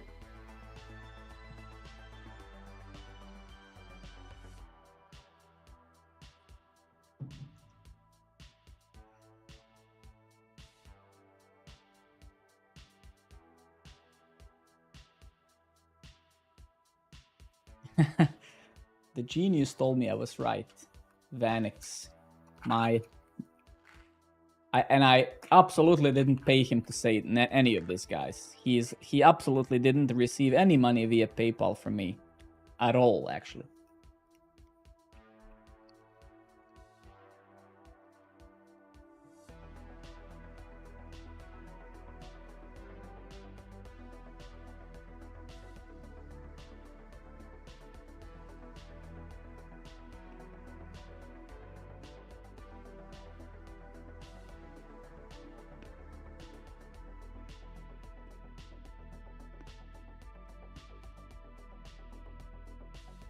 Let's wait for this to finish.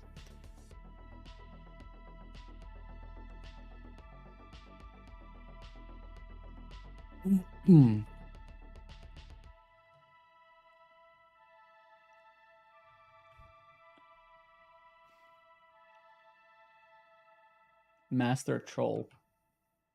Where is my webcam?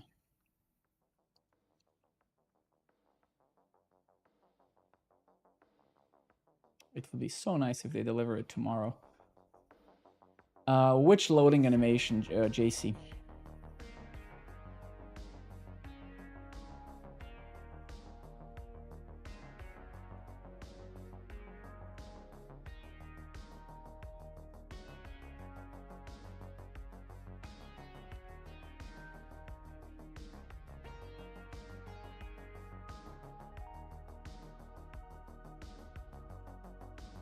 Come on, deploy it. You can do it. You can do it. Come on.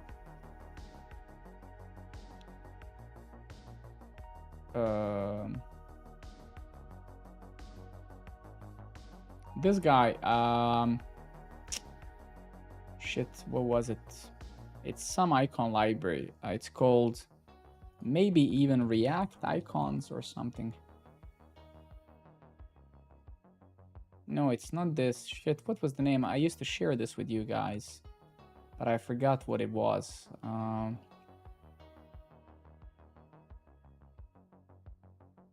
I shared this with you, some of you before.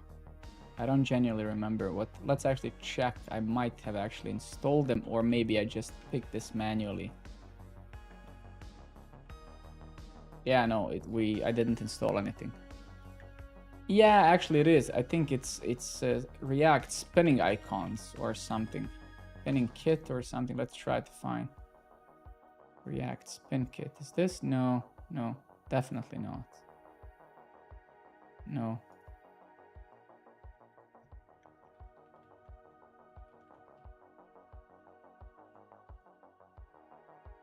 No, it's not this.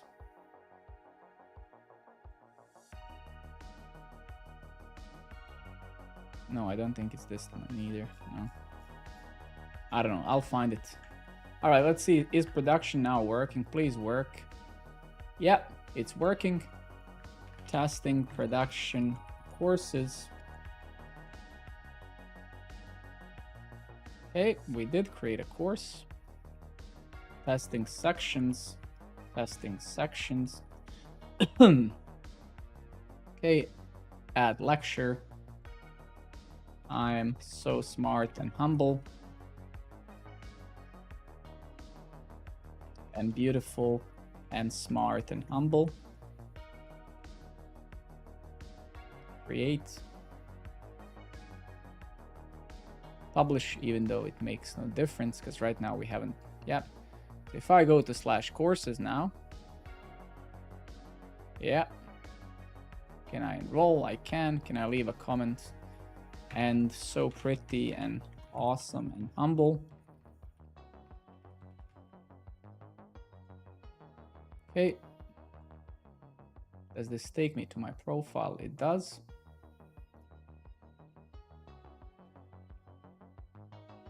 Good. I think now we're having now we're having great content security policy issues. Great.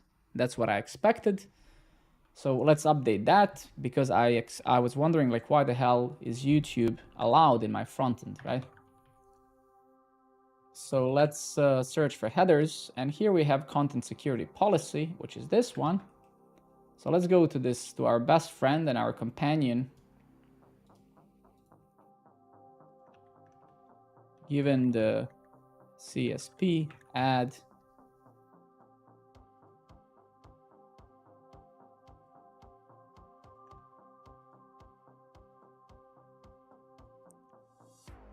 fix the following.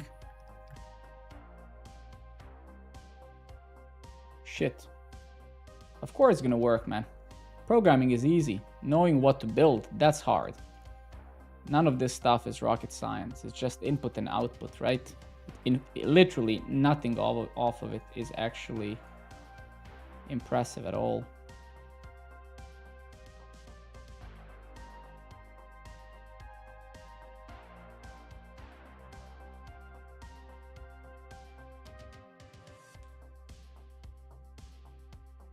I think courses are going to be fine. I mean, it's a nice feature and we're going to do more features to it if actually we see that I'm first and foremost writing some courses and that people are using it, right?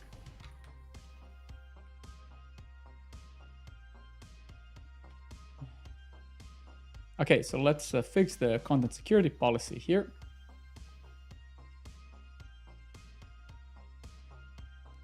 So allow YouTube in content security policy.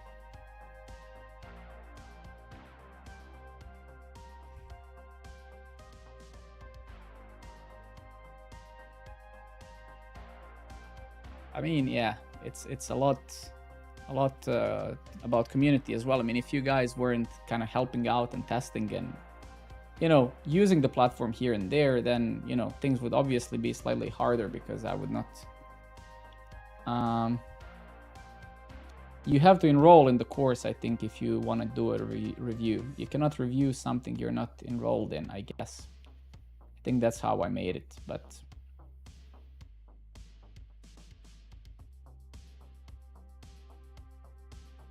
Ah, I see, okay. For pages.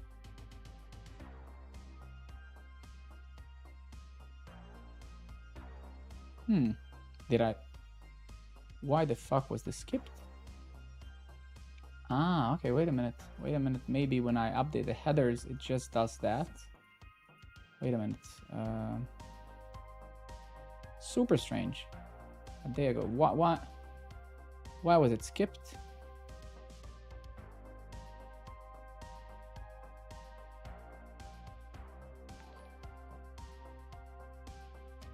So we push the headers.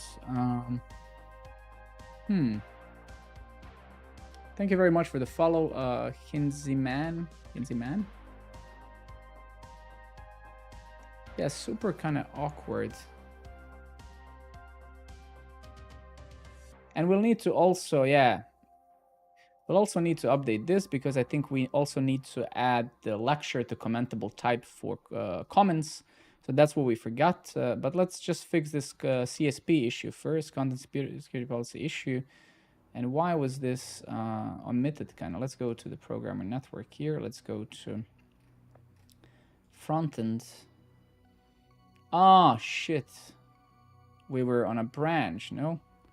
Yeah, that's super strange. Okay, we didn't push it at all. I wouldn't push it. Okay.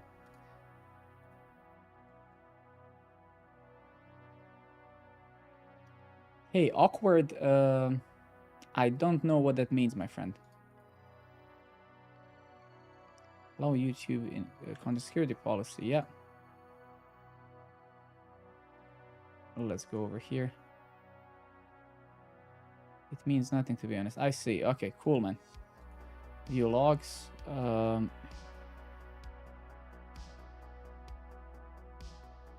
You're not allowed to sleep, buddy. You have to be here forever and when I'm streaming. I'm sorry, man.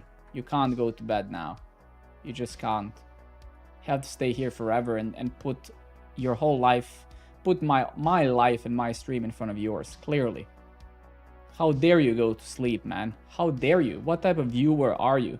Are you even a blind follower of me? Like, how dare you put your own life in front of mine, man? Unacceptable. I'm just kidding, man. Sleep well. Have a good one. I'll see you tomorrow, okay? How dare you? Sleep well. How dare you? You know, have multiple personalities. How the fuck dare you? Sleep well, man. Sleep well.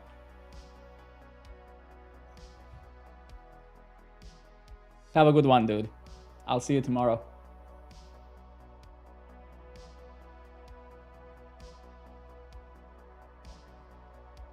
All right, let's push this one. I don't know what WWDC is, so probably not.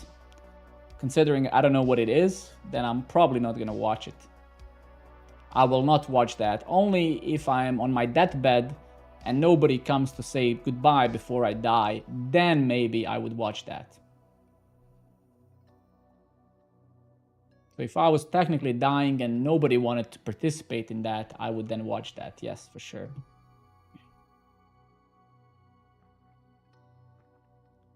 Not a fan of Apple, even though I use their products at work.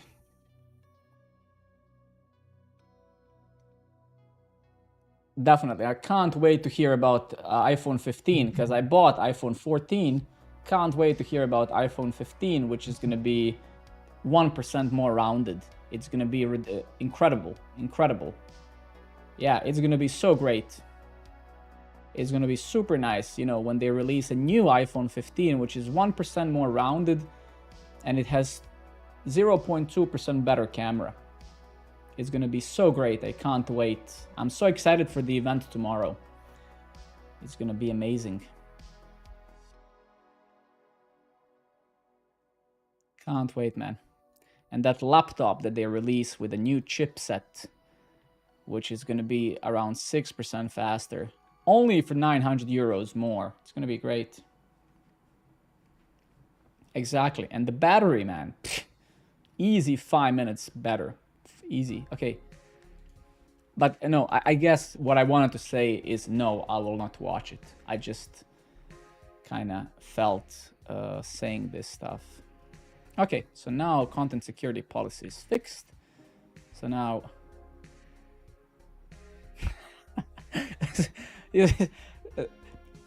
Sweezy has missed the chat. There was another person who also...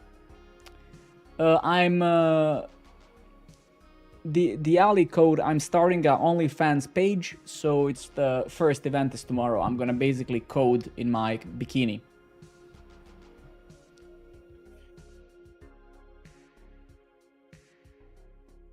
So I'm gonna be standing here basically in my bikini, and I'm gonna be hitting keys, writing JavaScripts. And the bikini, by the way, it's great. It says TypeScript all over my chest. It says like TypeScript. No, I'm just kidding. I think there's like developer events, Apple something. I think I didn't know. Not yeah, it's this. So it's this thing apparently. Yeah, I don't know. From Niva to code. I was at Niva the whole day, making sure this winter I survive. And now I'm here, talking to my Balkan friend. Okay. And we need to do one last migration, which is...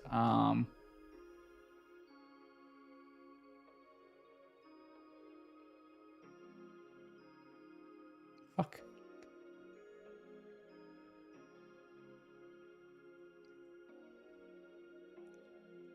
Yeah, it's funny. Nobody can understand that except us, so I'm just gonna shut up. Okay, and I guess actually even locally this should fail, right? I think because we never extended the comments with an additional enum, right? Anyway, so I think this should also fail locally, which is okay, right? Right, exactly. Yeah, sure. So if I actually go to comment section, let's actually see commentable type. Do I have lecture or something? Didn't we create like a lecture? Yeah, we did. Okay. Yeah, exactly. Okay. Beautiful. Okay. So let's go to the API. Let's go over here. Let's add lecture. Let's go to ChatGPT again.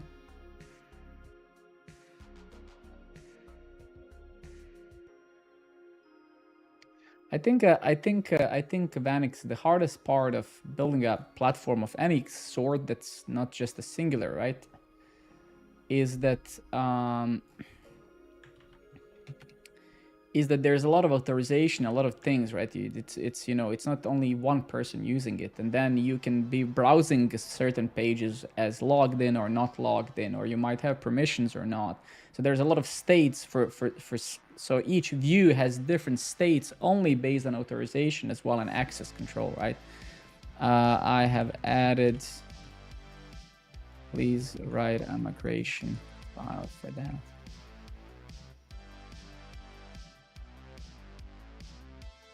So there's certain challenges indeed, yes. This thing is just gonna write the alter, I guess, alter table, whatever.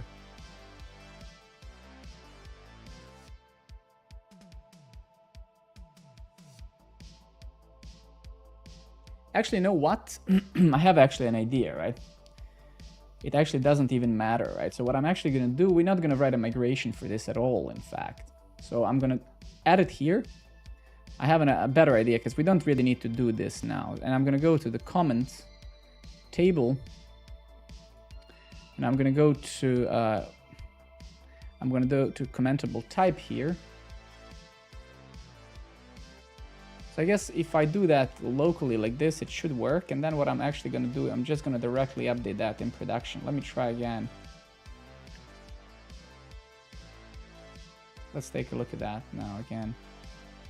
Yeah, exactly. And that's, so how do I actually, using this tool, how do we actually update the type user defined? Where are actual our, where are the, shit.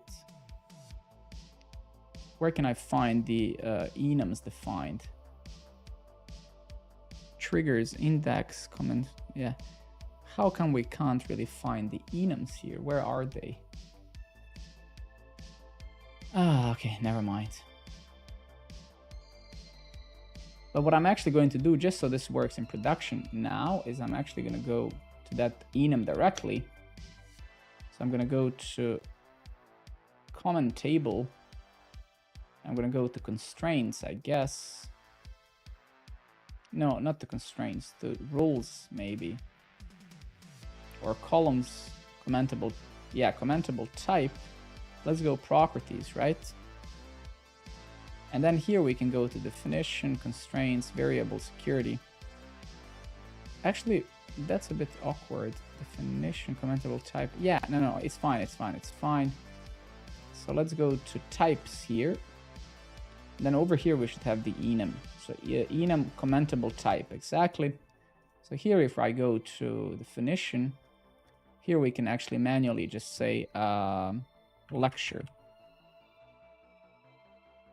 And that should basically update it in production, right? So if we actually go to production now, and I go to courses, and then I go to the lecture itself, to this one, I'm so smart and humble. And if I try to write a comment, it should technically work now, I think. I'm not sure if we're actually fetching them properly. That's another problem. Let's see. So it does fail. Commentable type. Okay. Didn't we actually just add it?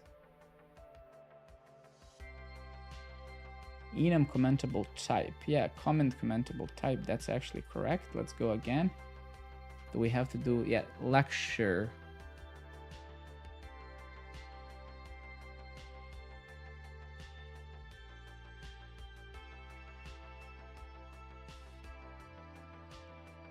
ChatGPT, man, is just absolutely amazing. I love it a lot. So actually, I would expect this to actually work, but it didn't, so that's a bit strange. Enum commentable type, role provider, enum rateable type. Let's see this one. It should basically have very similar ones. Course and lecture, yeah. Definition, lecture, yeah. So that seems fine.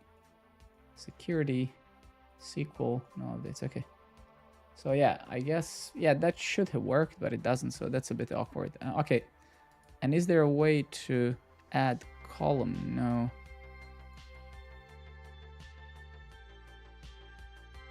Comment commentable type. Like, how come we can't see? Interesting. Let's see what ChatGPT responded when we asked it.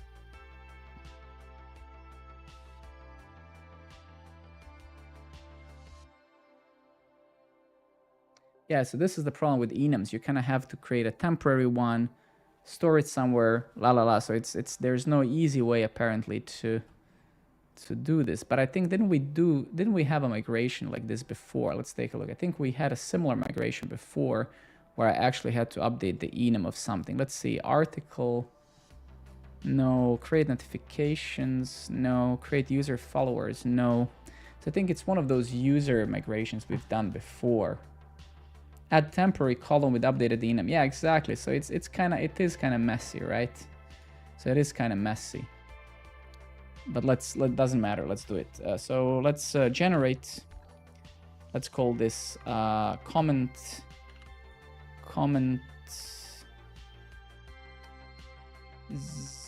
Zionist. Thank you very much. So let's see what this fella did. First, get the enum for the commentable type. Select enum range, null commentable type. Then add lecture to the enum type. Now we alter the enum. and alter the table to use the new enum.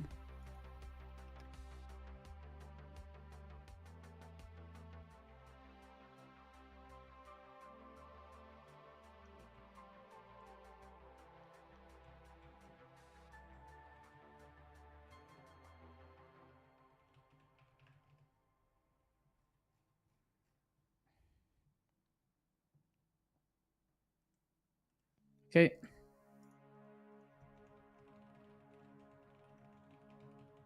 Chica shared some link to Programmer Network, and I'm gonna see what he said. Unexplainable to people what Niva is. Nodejs would be great. I would support that project 100%. I would 100% do that.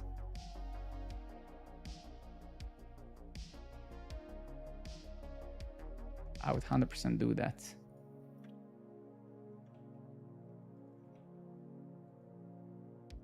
And I wonder, why is this? Yeah, it's kind of awkward. Fix all auto-fixable issues. Okay, let's try to decipher what it did. So first we get the enum, add lecture to the enum type. Now we alter the enum.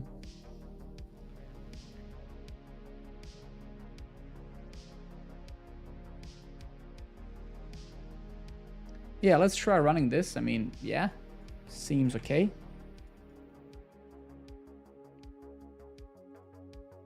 Let me just discard this so it doesn't give us false positives or whatever. So we have this now. So can we just run this? Ah, we forgot to do one thing. We need to rename this to CJS. Yes, let's try running that again. Commentable type does not exist.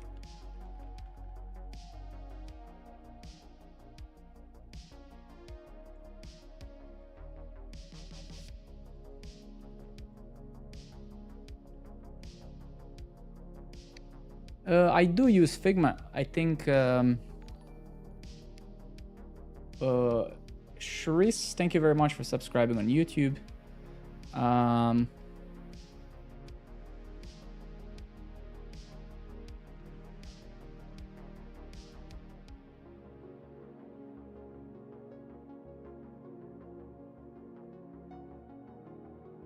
It actually does exist. What are you talking about?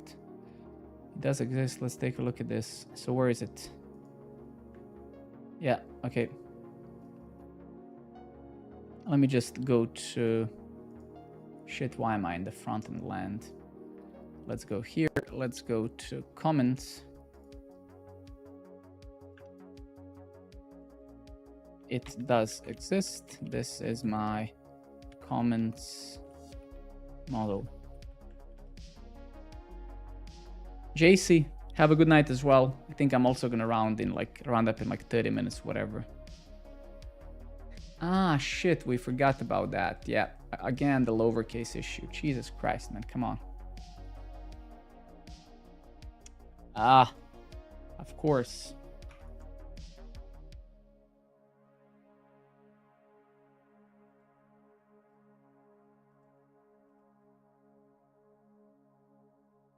Okay, let's try this actually.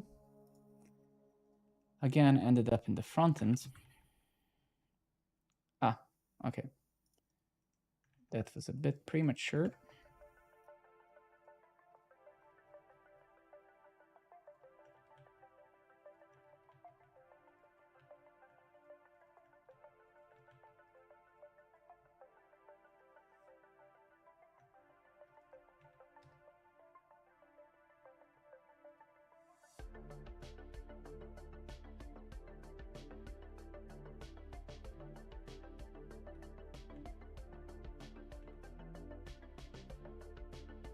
Public commentable type that does not exist. Interesting.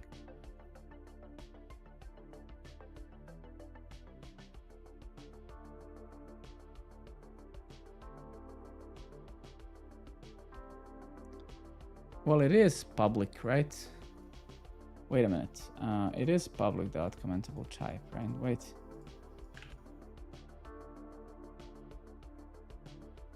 Oh, enum comments commentable type. Is it this?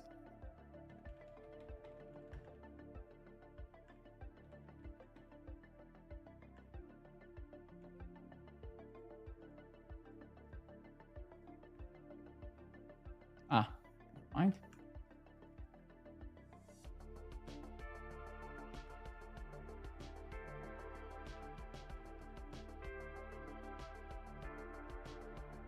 Well, I don't freaking know then.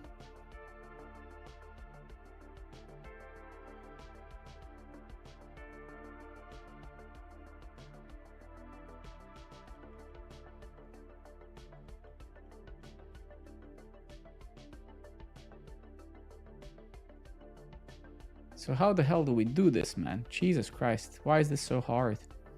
So why is it so hard to add a...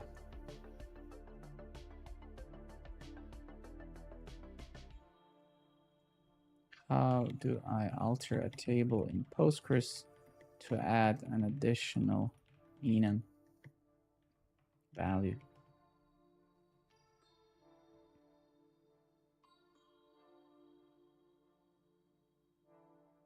Yeah, that's what I want. Like, why? Yeah, so why the hell did it write all of this code for what? That's what I'm confused. Like, why did it write this entire crap?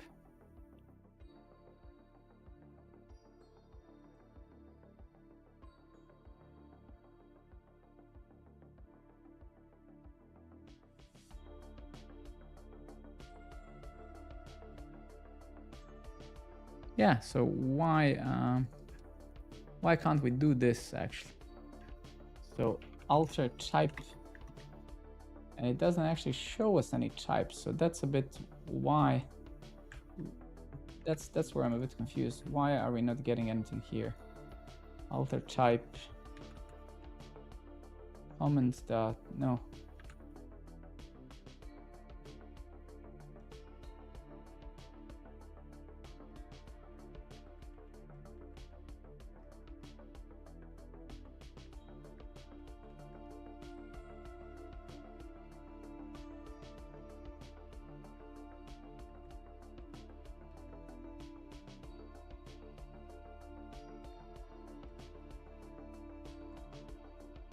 What the heck?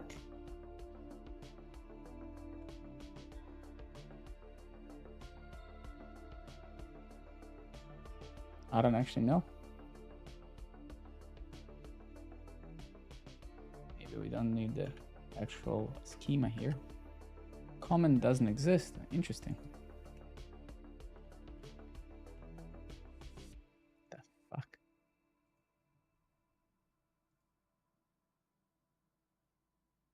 So it is public, right? It's a public schema. And also, why am I ending up in this fucking space, man? It's unreal. Hey, thank you very much, buddy. Appreciate it. Comment doesn't exist. Are you kidding me, man?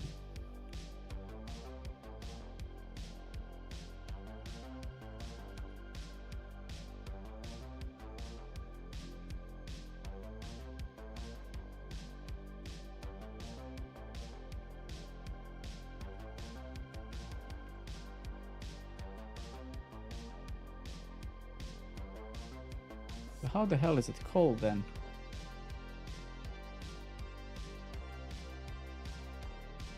How do I get all the types?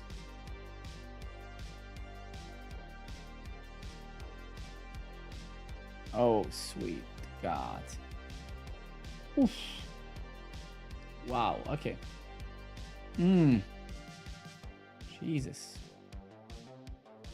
What the hell is this, man? These are all the types we have, right? And here it's enum comment commentable type. So let's create another query. Can I do like another query here? Yeah, I can, right? So enum, so alter type this, add value, whatever. Lecture. Enum label lecture already exists. Interesting. Okay, so why in the front end then it doesn't like it is the question. So check the front. the front lines.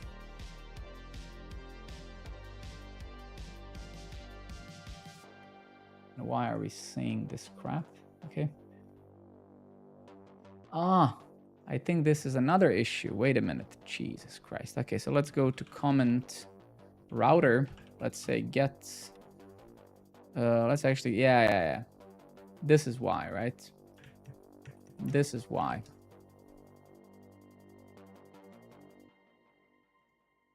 This is why. Okay.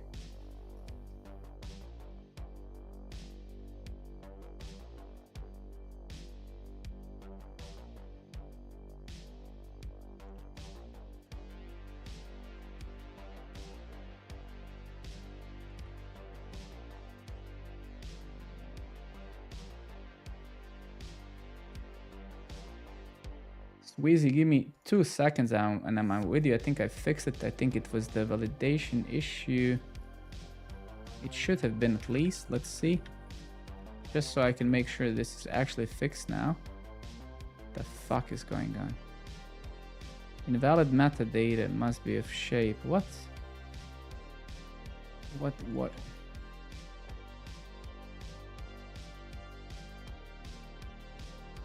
Give me just 1 second. I'm gonna be with you. All right, so it does work. Okay, great. So let's kind of push this. I think the main reason why this actually didn't work was our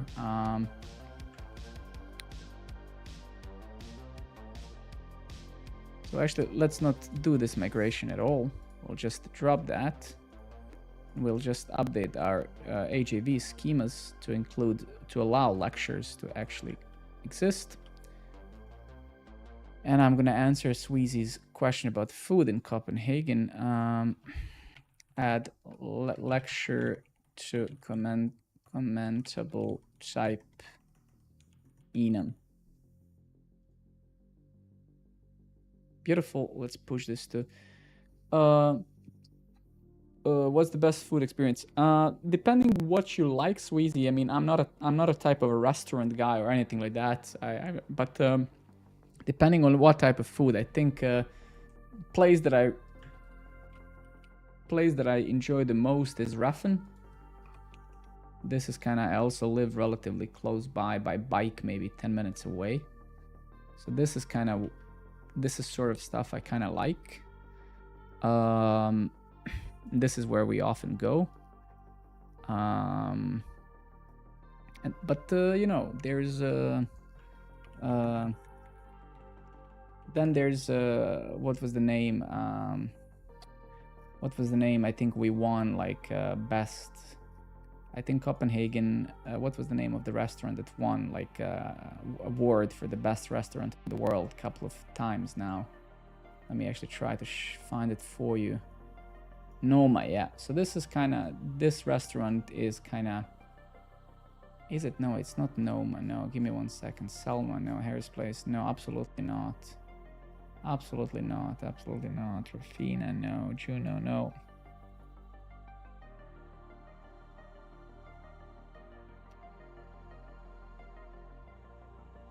Give me a second.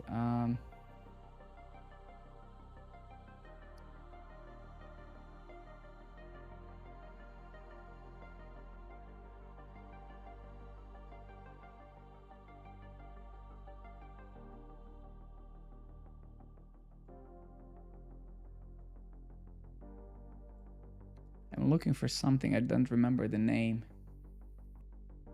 Olven's my friend. Good evening, buddy. Good. Things are very good. What about yourself? Then you have War Pigs as well. This is one of my also very places that I like a lot. This is maybe one of my top favorites, yes. But you can kind of see that I'm type of a meat type of guy, right? So I don't, so I'm probably not the most right person to ask about food, right? But I think in general, I don't know. I like kind of Balkan food better than the food here in Copenhagen, I must admit. You know, I enjoy more of a Greek, Turkish, Italian type of food, right?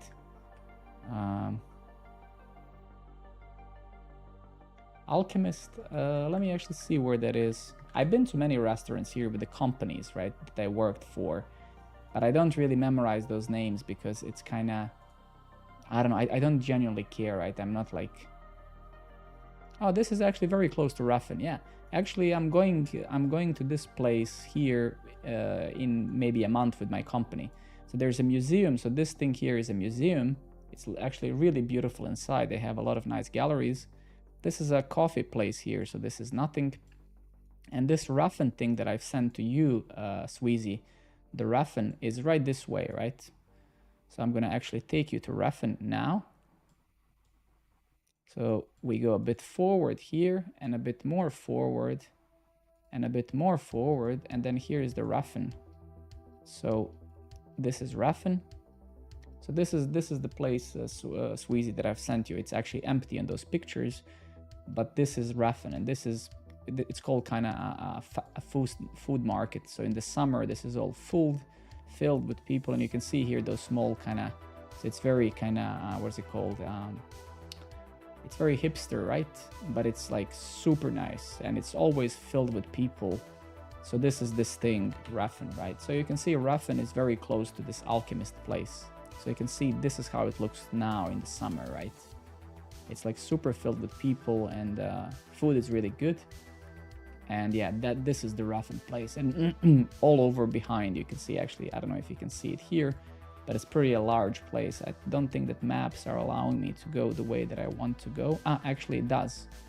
So you can see here, basically, this is always like completely filled with people. And then this is Mikkeler's. This is one of the best beers places in whole Copenhagen. Mikkeler is the most popular kind of beer brand here, like IPAs, stouts and stuff. And then, yeah, if you continue a bit this way, this is always filled. This is the brewery here. No, they do not. No, they do not. No. And basically, I work right now on the opposite side. So I live actually very close by this place, but I work kind of on the other side of the channels in a city center. Basically, you go this way, stuff like that. Yeah. So I kind of diagonally opposite of this, or to say that here's this is Opera, this is Copenhagen Opera, and then yeah, exactly. But I know those places very well. I worked. Let me show you where I worked before, while I was at Airtame actually. So I would walk here, but I know this. Yeah, I've been here with my bike and with my wife and kids so many times actually. So it's a beautiful place. I really like it a lot. It's very hipster. It's very relaxing.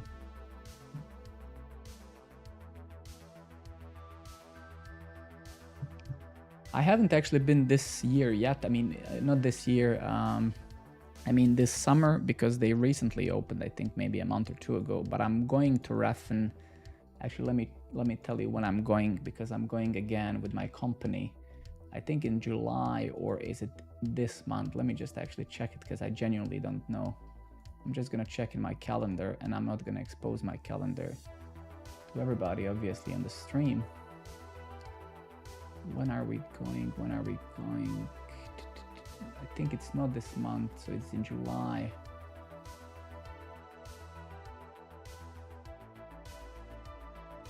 Fuck my life. Where is it? I don't know. I can't. Doesn't actually matter. I just got triggered. But super nice, yeah. Denmark is beautiful, man. Copenhagen is one of my favorite cities in the world. And I'm not saying that because I live here, but it's every single day when I go to work, or, you know, I live here in the main beach, at the main beach, right? I don't know, today I was swimming with my kid for like 2 hours and stuff like that. So it's like hard not to be happy. It's just incredible. Just absolutely incredible. But yeah. Okay, so guys, I think I mean, I don't speak Danish well, neither, you know, Vanix. You know, we've been here only for like what, around 7 years now, right? So it's not that I'm speaking it perfectly yet, right? But it doesn't matter. You don't have to,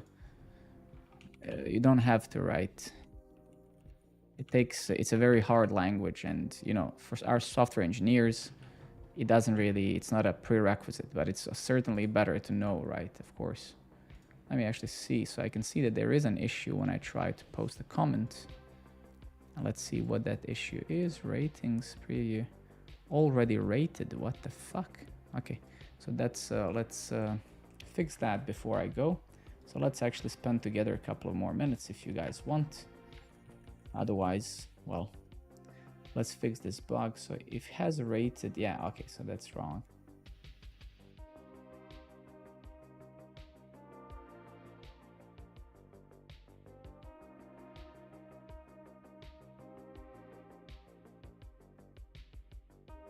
Ah, I see, I see. That's so stupid, man. Because here we need, this is so dumb. Give me a moment. I know what the issue is already. It's just a silly, fast mistake. Are we sending the rateable ID? Actually, no. So rateable ID is 2.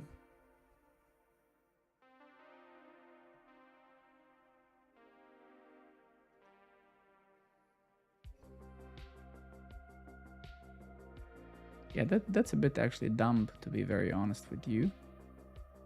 Give me 1 second. So rateable. Let me just take a look at the rating. Where is the rating? Let's just refresh this. Yeah, here's the rating.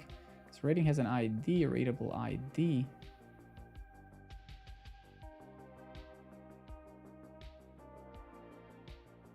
Stars. And what is the rateable ID? Yeah, so that should be the find one user ID, request user ID.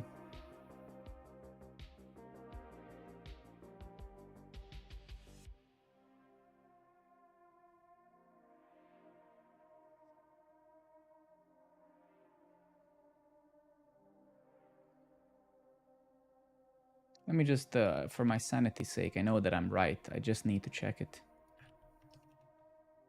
Does those 3 properties use and? I'm sure that they do. What the fuck? Ah, okay. Use default model. We asked too much.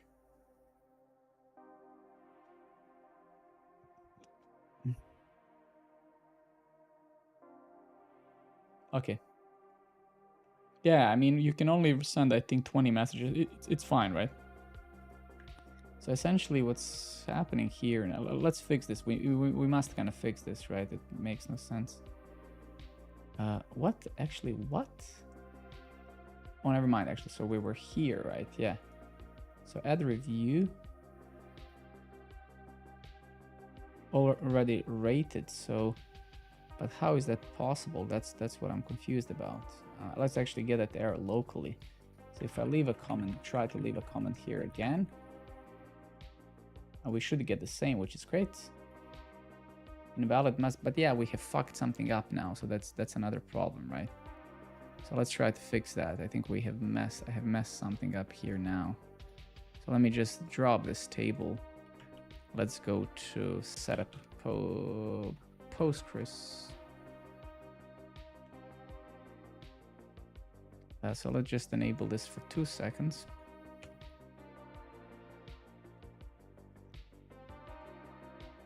Yeah, let's just enable that for a moment and then do this. It should have built the actual rating table now properly with necessary enums. Let's try that again. How come it's allowing us now to do this is the question. All right, that's good. Invalid metadata, it's not actually good. Fuck, so. And here we're getting already rated.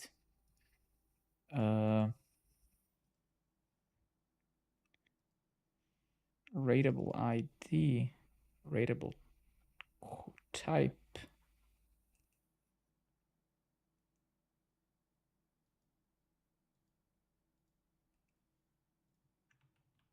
Give me 2 seconds.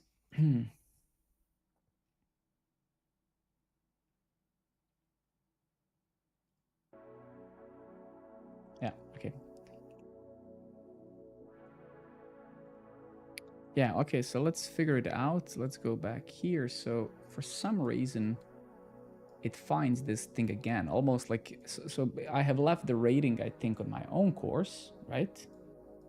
So let's actually just go through that like kind of visually. So if we go to courses, and then over here, I have left the comment, right? Ah, shit. Wait a minute. Wait a minute.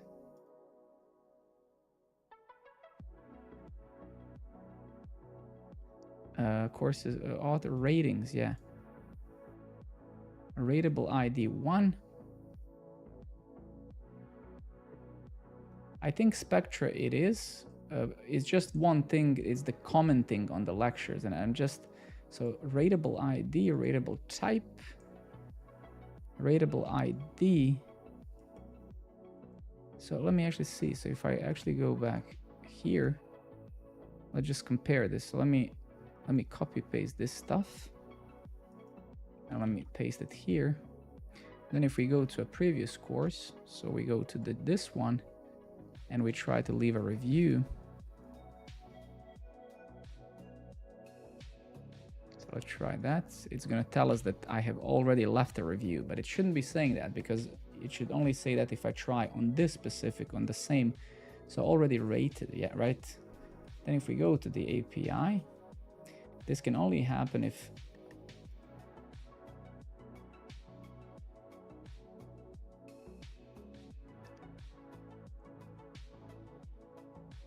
rateable ID 2, rateable type course. And what about this? Rateable ID 1. So what am I not seeing? Kirill, you focus as well for a second. I think I'm just tired at this point, but so did we implement this logic properly? So has rated, you have rated if you have all, if the rateable type and rateable ID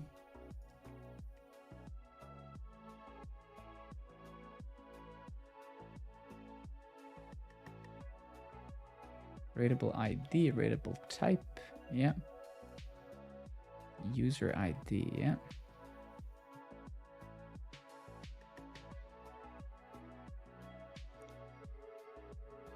Funly Games, thank you very much, buddy. Appreciate it. So it's something silly. It's just, I think maybe my brain is just a bit fried, but this is also not that relevant now anyway. But so rateable course, rateable ID.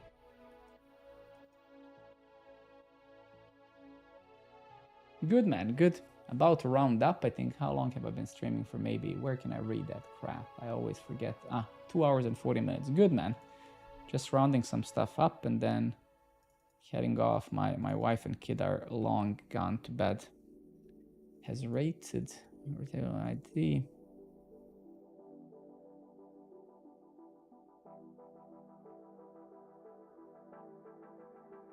Why would this happen on a different course is the question, right?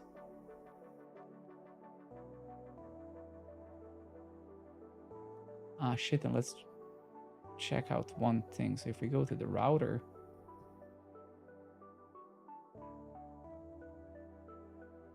so no, so we do have is authenticated, right? So that's fine.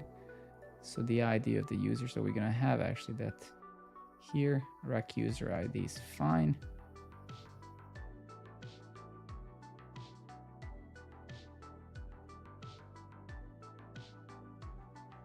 That's also fine. It would be, it would take us 3 seconds to fix this local. Let's see how we digressed locally. Like, what did we do so this this crap doesn't work locally? Let me see. Let's drop this thing. Let's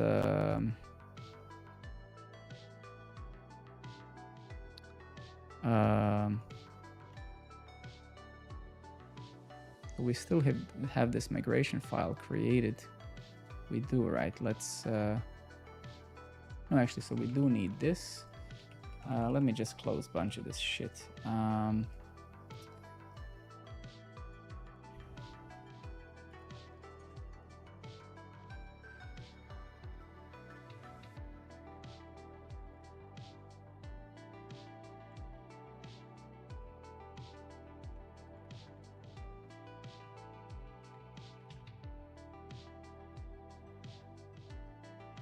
right? So that should kind of nuke all of it. Let's get back to the front end. So this course should no longer be there. So let's create a new one.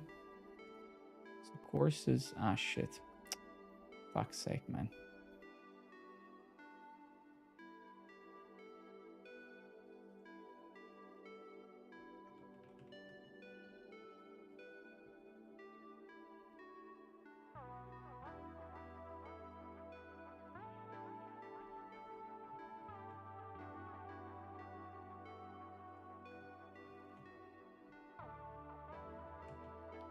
Let's nuke that again. So this should be empty now. Yeah. Well, actually, we actually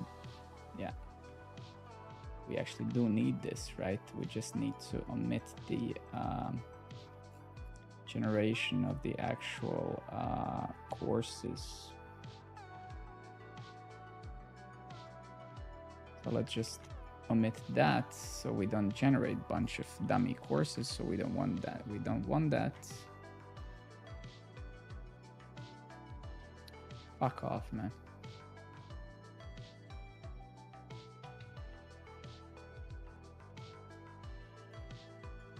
All right, never mind. It's okay that we have some courses, I guess.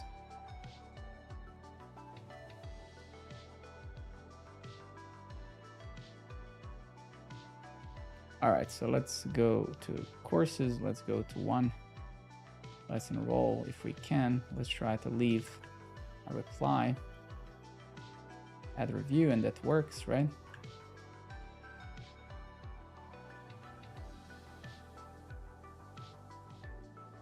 Now let's go to another course and try to do the same. So we go to this one here. We also enroll, and we also try to do the same.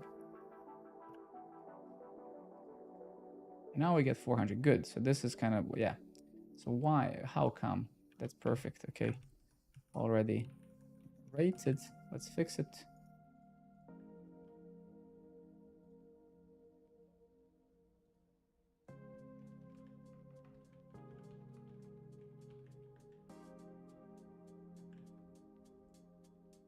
Ah, shit.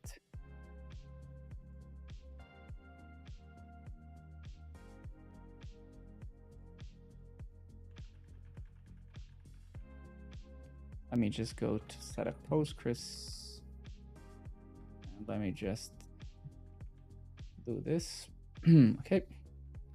So we left one already. Should still be there. Yeah. Let's go back to courses. Let's go to another one and try to do the same.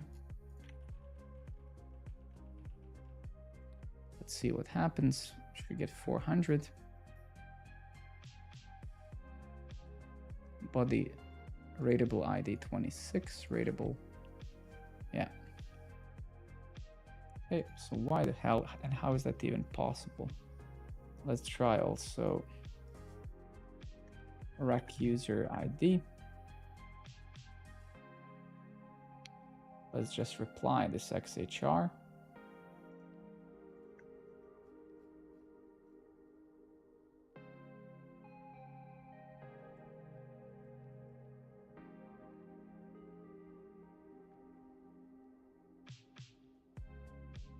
So that's actually good.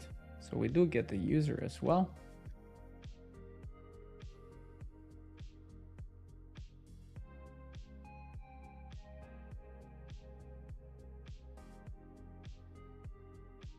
Oh my God, man. It's this why. Are you kidding me?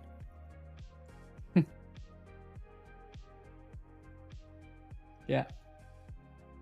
Now if we try to do it again for this one, then it should fail. Okay, great. We just missed the where clause there.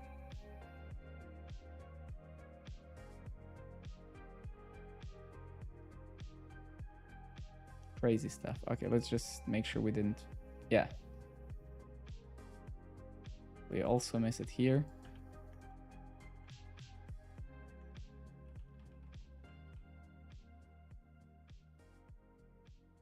We also miss it here.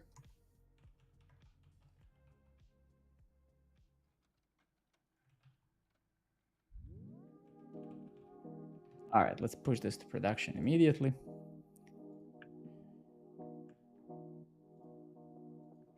Add missing where clauses.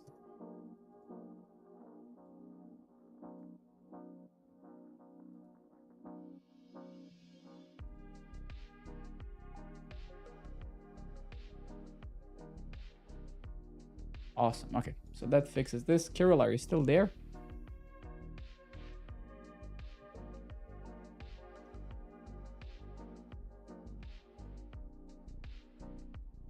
All right, cool. So let's go to the our GitHub.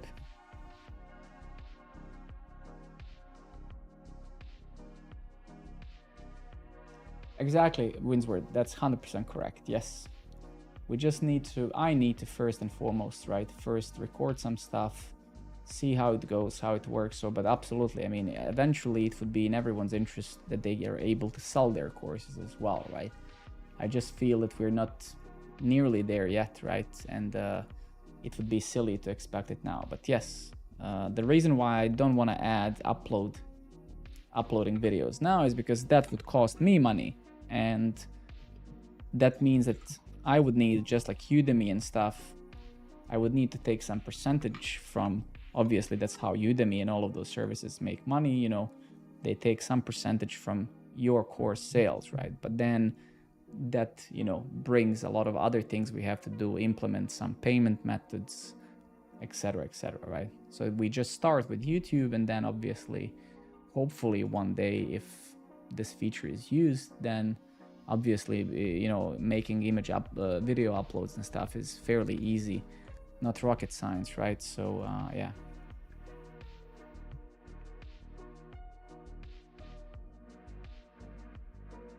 And actually I just found, so nice. But if you guys get a chance, click around, right? We're gonna obviously have to now improve this and stuff. I just wanted to get it out quickly to all of you guys so you can try to break it, click around and stuff and see how it is, right? But generally, as everything else we've built, I think it's super simple, super clean, and obviously I like it because of that, right? That's what we're trying to do here, is trying to make platform that's absolutely minimal in every sense of the way of that word as well. Yeah. Notable achievements, owner of a one-letter username. Actually, he does own a one-letter username, and I think our API is deploying, which is why this is kind of stuck now loading. I think it's actually just about to deploy. Yeah, deploying to Hetzner.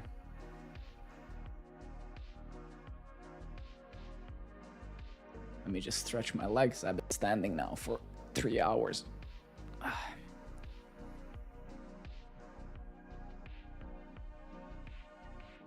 Nice. Okay, should be deployed and should work now, I think.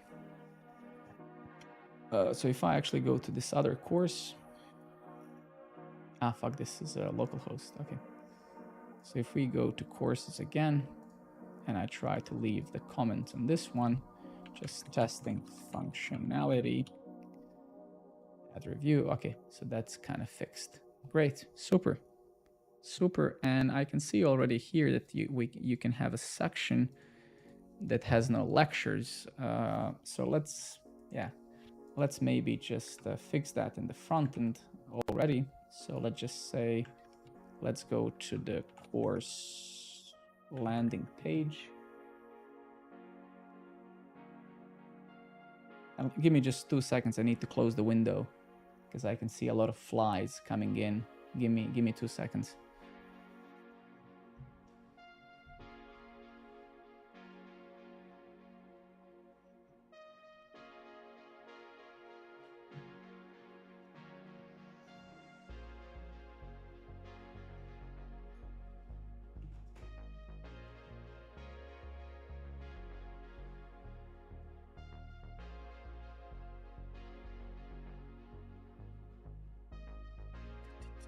Main, okay.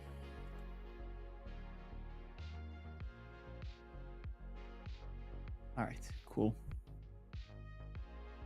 All right, then what did I want to do? Yeah, so what I wanted to do actually is go to our accordion.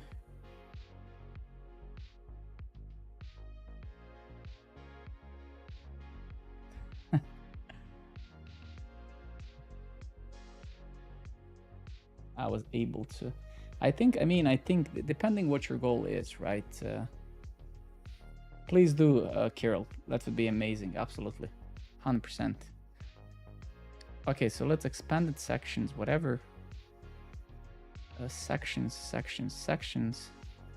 So pretty much what we want to do, right? We want to filter out sections which are empty, right? So let's do that. Sections. So let's say sections.filter, and then say section. And then we're going to say filter the sections where section dot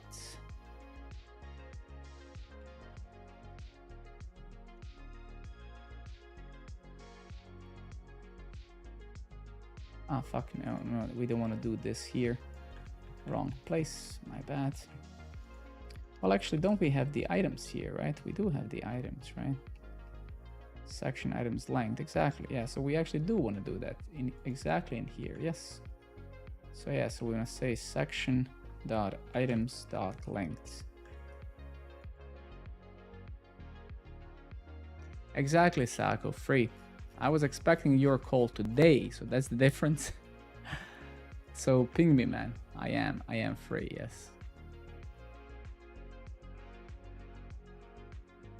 Like little babies. Oh, I expected your call today and you expected my call.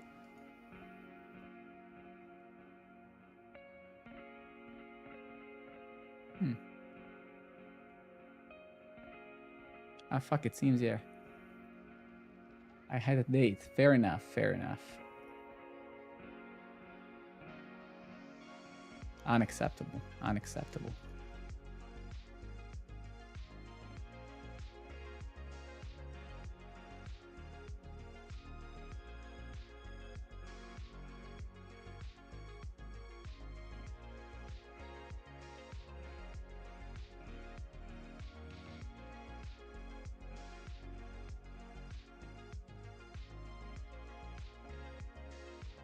Give me 1 second, I just need to test one thing before I push this.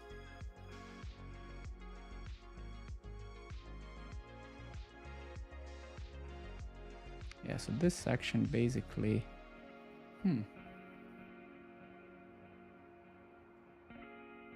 this course has a section that has no lectures. So if I go here, search for it.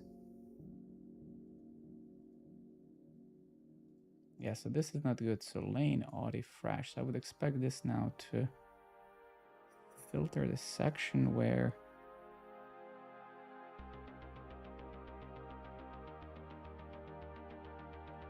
just call me, man, anytime. Let's arrange it. Otherwise, it's not gonna happen. I know myself. It's just like most likely not gonna happen based on how I am.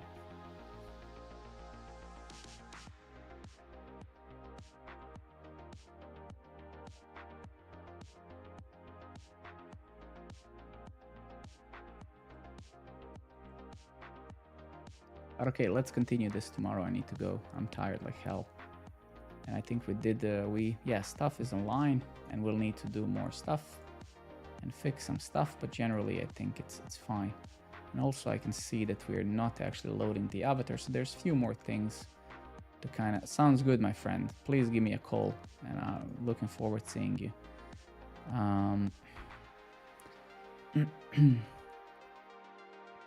Awesome, fellas. Well, sounds good, Sako. Sounds good, my friend. Looking forward to see you, man. Anyway, regardless, I need to go. Thank you, everybody, for being here. I hope you guys enjoyed it, as always, and I'll most likely stream tomorrow as well. So, Kirill, thank you very much, man. Thanks for sticking around. And